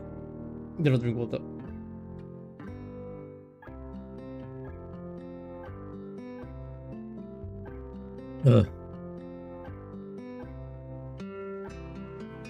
Alright. Yeah, that is my goal, but what this means is both of you can team up and I'll be at a clear disadvantage, so I will have to decline. Hee-chan, I'm very offended. Are you saying you don't trust us? That we would pull something so disingenuous? That makes me sad. Sorry? I said that what she's in a simple sense, and Misha's thoughts begin. In order to atone for hurting a young girl's feelings, you should definitely join the student council. No. How about a game of paper football instead of rich man, poor man? I don't know what that game is. Like any of those actually. Paper football? No, it's a game they play in America. They make a paper triangle and then you shoot it across the goalpost that the other player makes with the eye. No, actually I don't know that game. It's really cool. It's sort of a competition between two people, Hee-chan. And it's also played by elementary and middle school children, Hee-chan. That means the games are really separated the boys from men. More like the boys from the slightly older boys. Anyway, I'm not going to play that either. Just the fact that you know what it means, you're probably surprisingly good at it. yeah, that's true. How do you know, Hee-chan? Isn't it frowns at Misha, telling me that she probably wasn't supposed to admit that so readily. I wouldn't say that I'm happy with the attempts to get me into the student council, but I'm a little curious about what student council does here. I've never been in one before, or even know about anybody who was a member, so it interests me. I also kind of like Season and Misha, so it wouldn't be so bad. Okay, Hee-chan, how about Risk? The game. Oh no, the game, it's really good. I don't know what, bro. It's really fun, Hee-chan. You played control of the world, yeah, missing everything. It sounds like Season would be good at it. If you want to play, we can after school. Oh, really, Hee-chan? We can play just for fun. Hee-chan hasn't played in a long time, so if you want to, there are no strings attached. Well, okay. Okay. Perfect. We'll see you after school in the student council room then, Hee-chan. Wait, why there? Because that's where we keep the game. I agree with Satono how much I do not like this, but it's more for show than anything. So in the end I agree, but only after getting seasoned to acknowledge that I don't mean anything concrete just by accident take a look around and play a game with her. Lunch ends and we go back to class. What the? During afternoon classes, the long-haired girl comes back and sits by the way.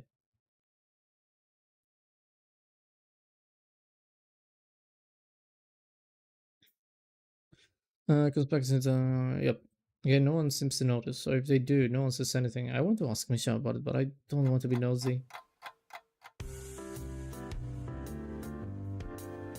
After school, Zidane and Misha quickly find me by the first floor lobby and latch onto me, covering each flank in case I might try to escape. I feel a little offended, but I've been considering it. Nevertheless, I'm a bit disturbed that enough people have made a break for it in the past that they are on the guard. What's with you, Oscar? It doesn't make me feel very comfortable. In fact, it makes me feel like a dangerous person a bit spotted to his hell. What's wrong, Hitan? That's right, Reggie's going to play a game, Chris, remember? I don't know, Misha, this all seems a little sinister to me. I started thinking that when we sit down to play the game, they'll tie me down and torture me until I agree to join the student council. Well, that's highly unlikely, but still, for some reason it just seems like it would be so possible. Getting to the student council room is as simple as turning 2 corners from where we started. Well, that's it. This makes you guys being so on top of me seem a little silly. That's not true, Hitan. Zhixiang says that when the life is threatened, people have shown the capability to pull off superhuman bursts of speed. Life is threatened. His expression unchanging. Misha signs something amusingly to Shizune, who makes a baffling face and puts her hands behind her back, looking pleased with herself.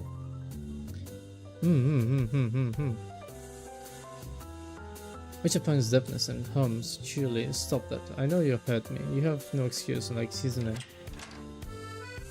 Shizune opens the door to the student council room. It's very plain and sparsely decorated room, although it's quite large, maybe even a little larger than a classroom.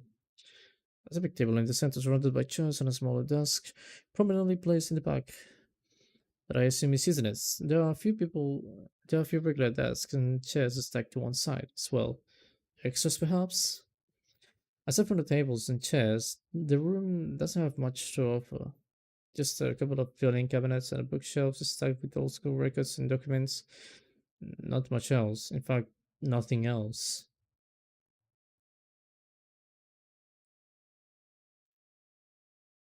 This is a pretty bleak room. They could at least put a potted plant here or something, but the most noticeable thing that this room doesn't have is other people. Are we early? No. What do you mean, no? Does it mean nobody else is coming today? Yep, I was right.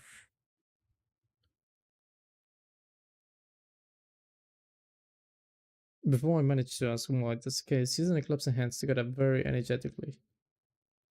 Ishan, let's play race. Come on, you promised, didn't you? You have to. Yeah, okay. Do you want to know the rules? We can explain to you what we said, everything. I know the rules, actually. While Mrs. talking, Susan takes out what looks like a board game from behind one of the filling cabinets and throws it on the table. Actually, this looks kind of interesting. After Mishi spends a little too long for her liking, running through the basics with a somewhat vague and confusing tutorial, suddenly cussing in the class the game has started with a decisive motion, slicing her arm through the air. Susan's aggressiveness is rubbing off onto me. I started feeling more competitive than I intended to be when I agreed to this.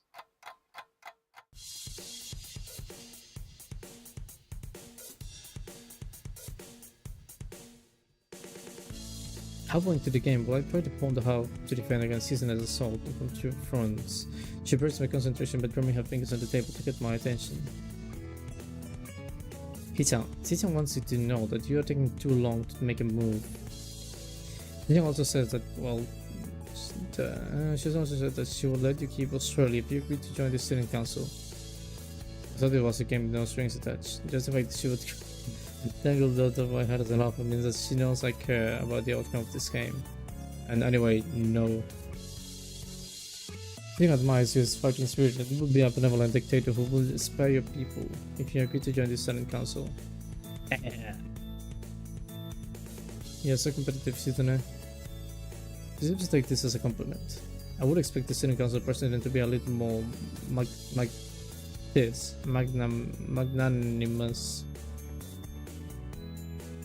Magnanimous? That's what I mean. She doesn't seem to know what the word means or if it or how it's signed, so she pulls out a piece of paper and writes it her Shizune, who returns as explained to Misha. Misha presses an index finger against her temples, as if she's trying to physically imprint the word into her memory. Suddenly, Shizune bursts into a flurry of gestures. Misha looks like daunted by the pace of her heated signing. Wait, please slow down, Hichan. Hichan. Hichan says you're going to lose. Though I will crush a world empire with my rebellion. Okay. The sense of her shine with childlike mischief.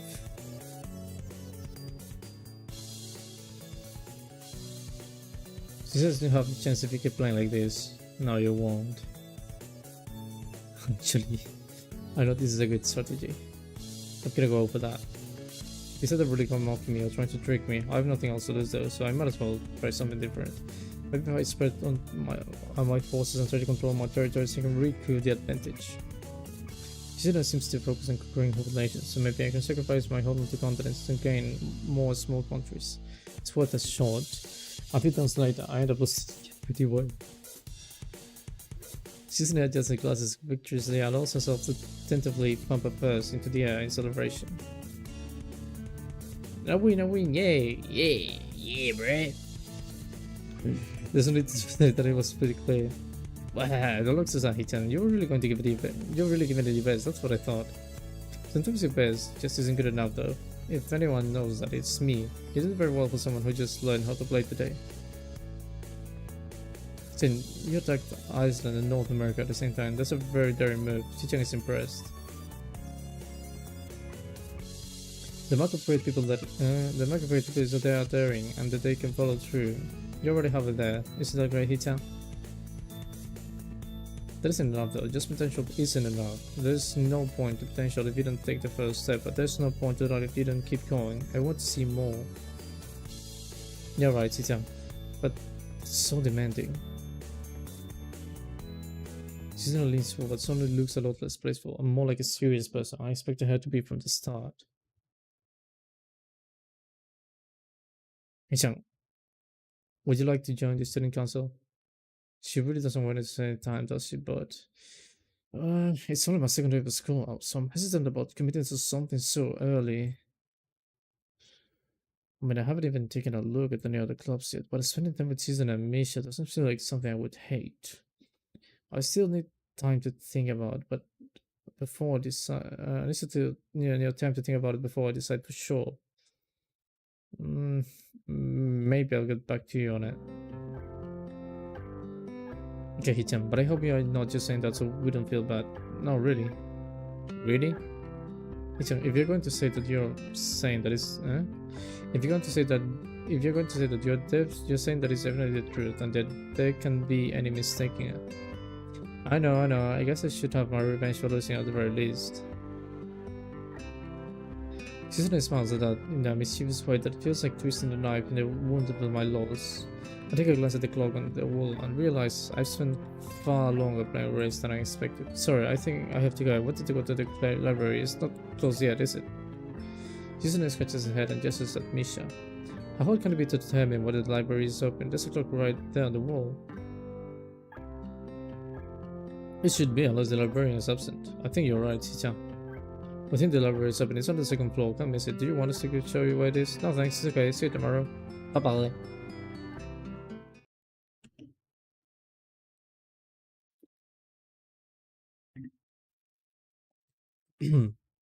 I'm full of sad but I run into problems. The second floor hallway is a carbon copy of the third floor one, wide of course and plain like only hallways can be.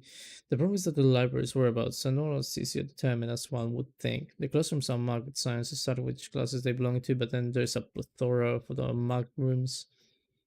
Is the library one of them, or is it just somewhere down the hallway? I put on the ladder before my direction at random. I choose my direction at random, sorry. After I turn around the corner, an unlocked door draws my attention because it's not closed. It's not open either though, just barely ajar so that I can see it's open and nothing else. It would make sense for the library door to be invitingly open, and while this is not quite that, it's good enough. At the very least, it means that someone is inside and that I can ask for directions, no matter how embarrassing that is. I gingerly push up on the center of the door with my fingertips. I remember my bed, but yeah, he opens the door basically. The feeling of being an outsider to this school can be shaken from my mind so much that I instantly feel doing something wrong by entering. The door slowly creaks as we groaning from a deep sleep, though it's much easier to open than I anticipated. Leaning over and poking my head even further, so to gain inside of the room as fast as possible to make hello. My lips is quickly snatched away, sorry.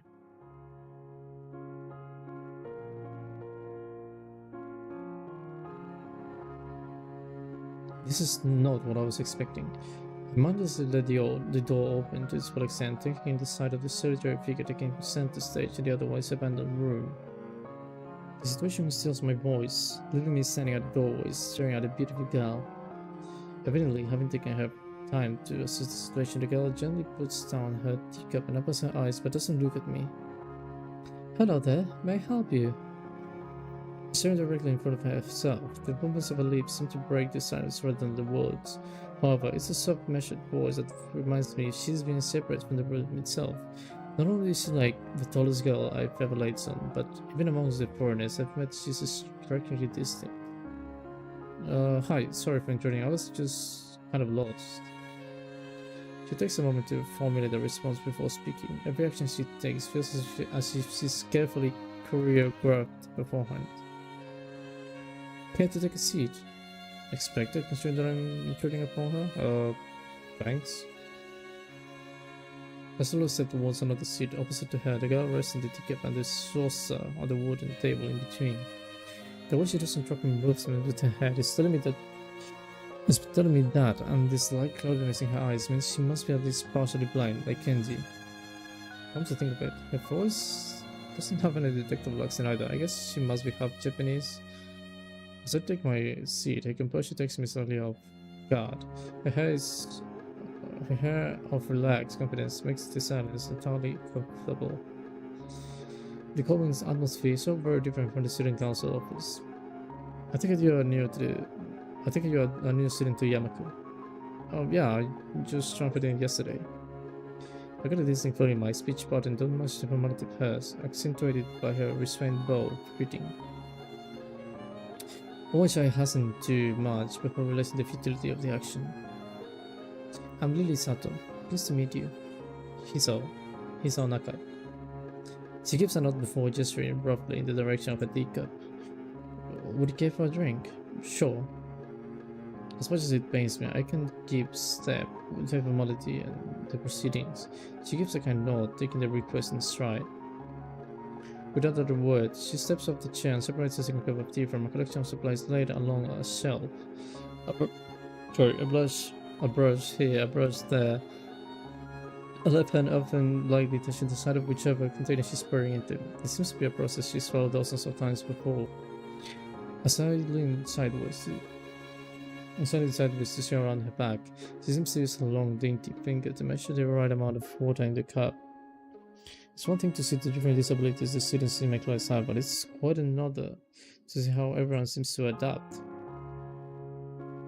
She and Amisha have no problem working together to communicate to me, and Lily herself seems to have workarounds for problems I'd never thought of.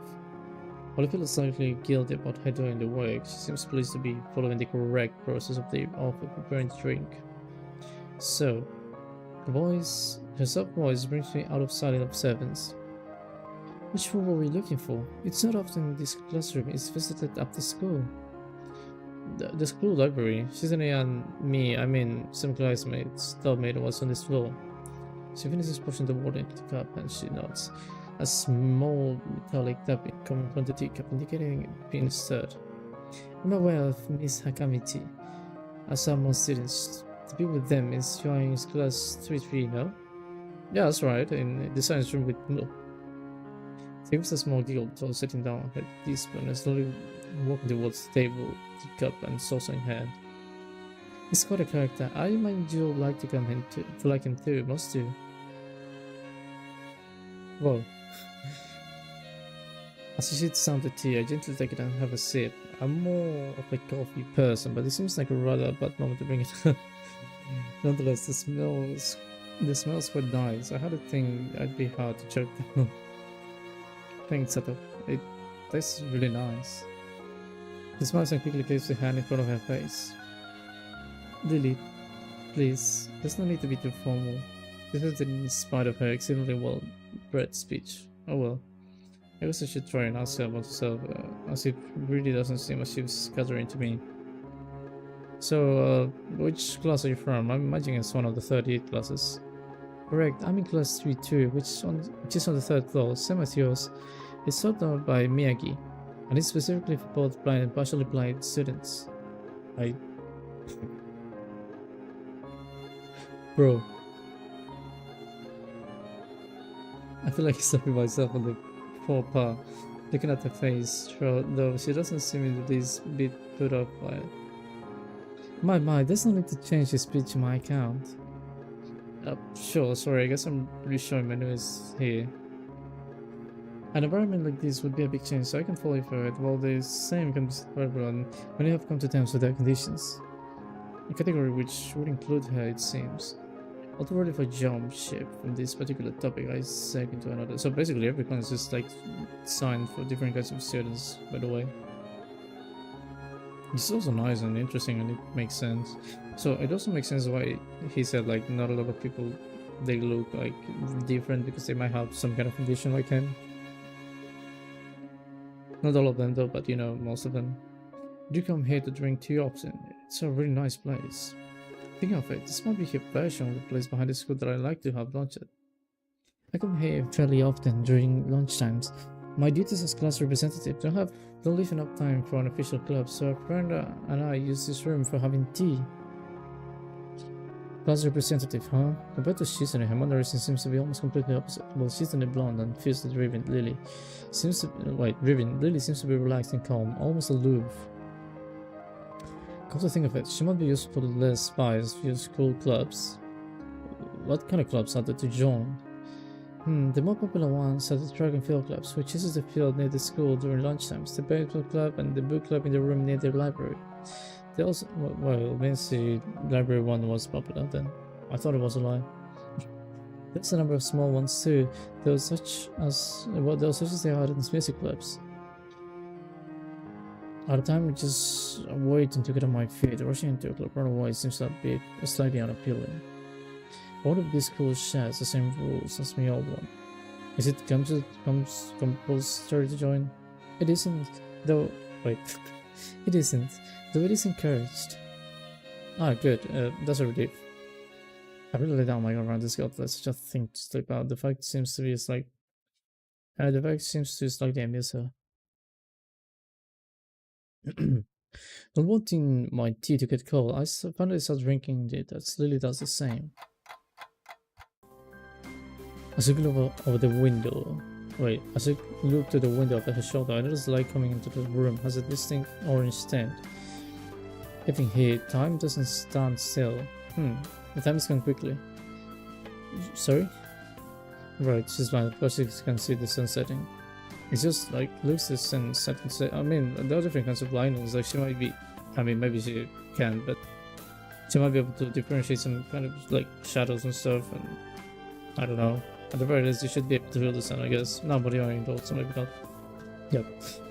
Anyway, just looks at the sun starting to set. It seems to come as a surprise for her, I guess. She must have lost the track of time.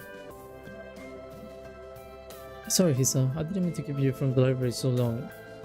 I quickly moved to all her concern. Oh no, it's okay. The library is still open, isn't it? She pauses and takes a moment to think it. It's probably something I should have asked, isn't it, when I had a chance, but Lily seems likely to know in any case. True, it's open until 6:30 during weekdays. A quick glance at my watch confirms I have well enough time to get there. I might get going in that case. It's been nice talking to you, Lily. She smiles and gives me a deep nod. Her hands are still neatly folded on the table in front of her. It was my pleasure. Oh, come to think of it, shall I show you what the library is? I couldn't possibly ask for more help. I should be able to find it alright. Unless my navigational skills fail me, which they seem to have a habit of doing. It's alright. I was going to be talking to the librarian there in any case. I could introduce you. This gets better and better. It's pretty hard for me to rely on her. If you're sure, then that'd be great, thanks. As she stands up to follow me. Wait, what do you mean follow me?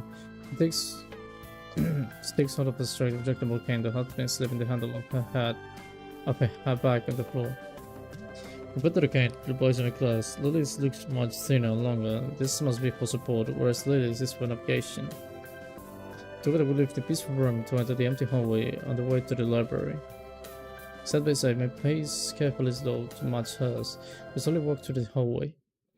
It doesn't take too long for us to arrive at the door to the warm-looking room, apparently situated in the center of the floor rather than at the wing. Ladies first. She gives an appreciative smile at the gesture, taking the lead as we file in. To the left is a wooden library counter, with the library proper being on the right. It easily dwarfs my school libraries with a distinct smell of old books, giving the place an almost old-world air. There doesn't seem to be a lot of students here, considering the time. It isn't a big surprise, everyone probably either in the school grounds or the dorms.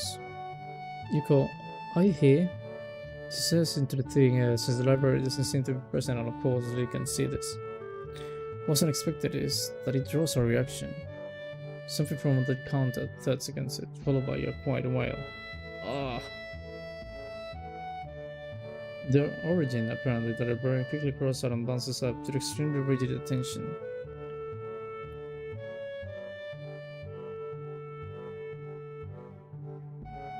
Hi Lee, how can I help you? Her voice is strained and failing to attempt to sound casual, shows she's rubbing the back of her head. Good afternoon. What happened just now? I heard a strange sound. It's nothing, I just hit my head. So I dropped an eraser onto my desk, and when I was looking for it, a pencil dropped, and when I was looking for both of them, you came and surprised me. Are you right? I'm sorry, I couldn't know.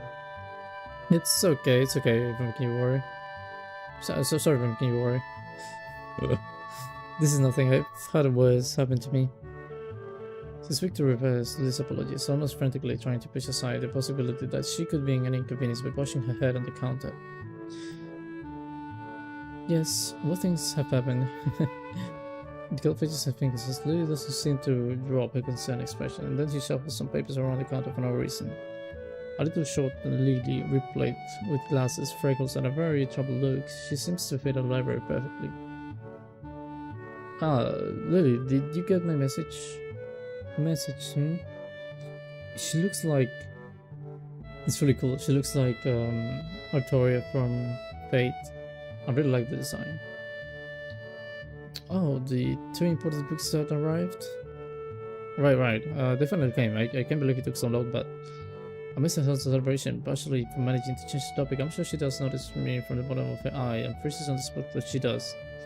Oh no, I'm sorry, I've not noticed you before. Did you need to check out a book or return one? I'm sorry. The way she can so quickly shift between modes is a little unsettling. He's with me, Yuka. This is Hisao, a new student. Hisao, this is Yuka, the school librarian. Pleased to meet you. Hisao, right, Hisao. Pleased to meet you too, Hisao. For a second, she visibly attempts to engrave the name on her mind, so she won't forget. Yuka often forgets to import foreign books in braille for me. Would you like to tell Hisao a little something about the library? Lily's innocent suggestion is met with an expression of abject terror. Please Lily, I can't. I don't know what he could be interested in. This is too much responsibility. Oh, it's any responsibility at all. I don't get it. But her objection is so sincere. I don't doubt for a second that she would rather disembowel herself on the spot than to tell me what the light novels are. But, so, there are a lot of books in braille here? I attempted to save the day by asking the first thing that pops into my head. It seems to work at least partly. As Yuka seems to not exactly relax, but at least look slightly less tense. Well, Well, I think about a third of all the Yamaku's library is at Umbrella Audio. Makes sense given all the blind students that'll be here. If it's only that, how come this library is so big in the first place? You get a lot of books regularly because the library is so adequately endowed. That's probably why. They spend more time on new books and my salary, and then I have to organize and shelve them all, and it's so troublesome and they waste so much. I wish I could just quit this job.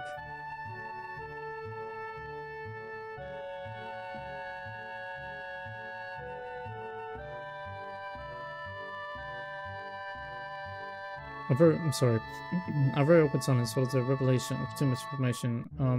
I will check the owls then if you don't mind. It's probably best for all of us if she doesn't keep talking to me. Very well. Meanwhile, you can. I would have those books if it's alright with you. My first impression was right. The library is surprisingly big, ambling down with narrow aisles. I sorted the spines of the books in random order, occasionally sliding one out of the to read the below, taking it with me if it looks good. In a few months, I have a respectable stack of books in my arms. I guess I'll be stuck by choosing here. The normality of the library is saying, sure, there are large print and rare books scattered through, but it is what it is, a library. This is a calm mood from a room. I heard Deep Lily in snow with us here, unless it was here to begin with. Something about that puts me at ease, just like before. I reached the end of the island, finding a collection of desks set up for study, or personal reading. Go like the thought it though. I discovered a nice quiet corner at the back. While the rest of the library has the odd student sitting at their side, reading or still to sleeping. The back is pretty much deserted. As I glance around, I see someone who I recognize sitting on one of the several beanbags. Alright, I think I'm gonna leave it here. I think this is an interesting point. I was gonna leave it at the end of the day, but I think this is going to be good for now. Yep, taking there, and I'm gonna be able to load it, right? Yep. So yeah, I'm gonna leave it here for now. I think that was good for the moment. So yeah, I'm actually having a lot of fun playing this game. I thought about playing it a bit less, but then I ended up playing more than I expected. But I guess this is good for now.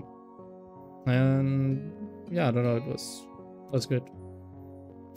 Also very interesting. I mean, there are a lot of things to think about when playing this game.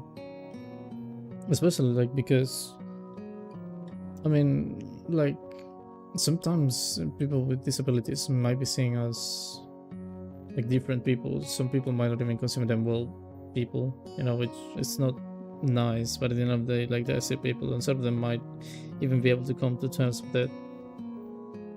Like, I don't know, I mean, it might be a bit difficult to think about. I don't know. It's a bit of a delicate topic, but I feel like it's a good game. And I'm having fun actually. But yeah. Anyway, I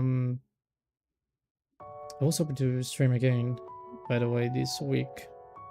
Like, let me check the calendar for a moment. I was thinking like I could do it maybe tomorrow or maybe Saturday. Because I mean right now it is Thursday. Wait, yeah, it's Thursday. So maybe I could do it today or tomorrow, Friday. What are those 2 days? It could work. And I wanted to play Sonic Mania again because I only played once and I want to play it again actually. So I might go and play that. But anyway, I think that's gonna be everything for now. I think I'm alone here. But it doesn't really matter. I'm having fun. That's all that matters, right? So yeah. Anyway, thank you very much if anyone is watching, and hopefully I'll see you on my next stream. And yeah, that'll be everything. So thank you and see you next time. Bye bye.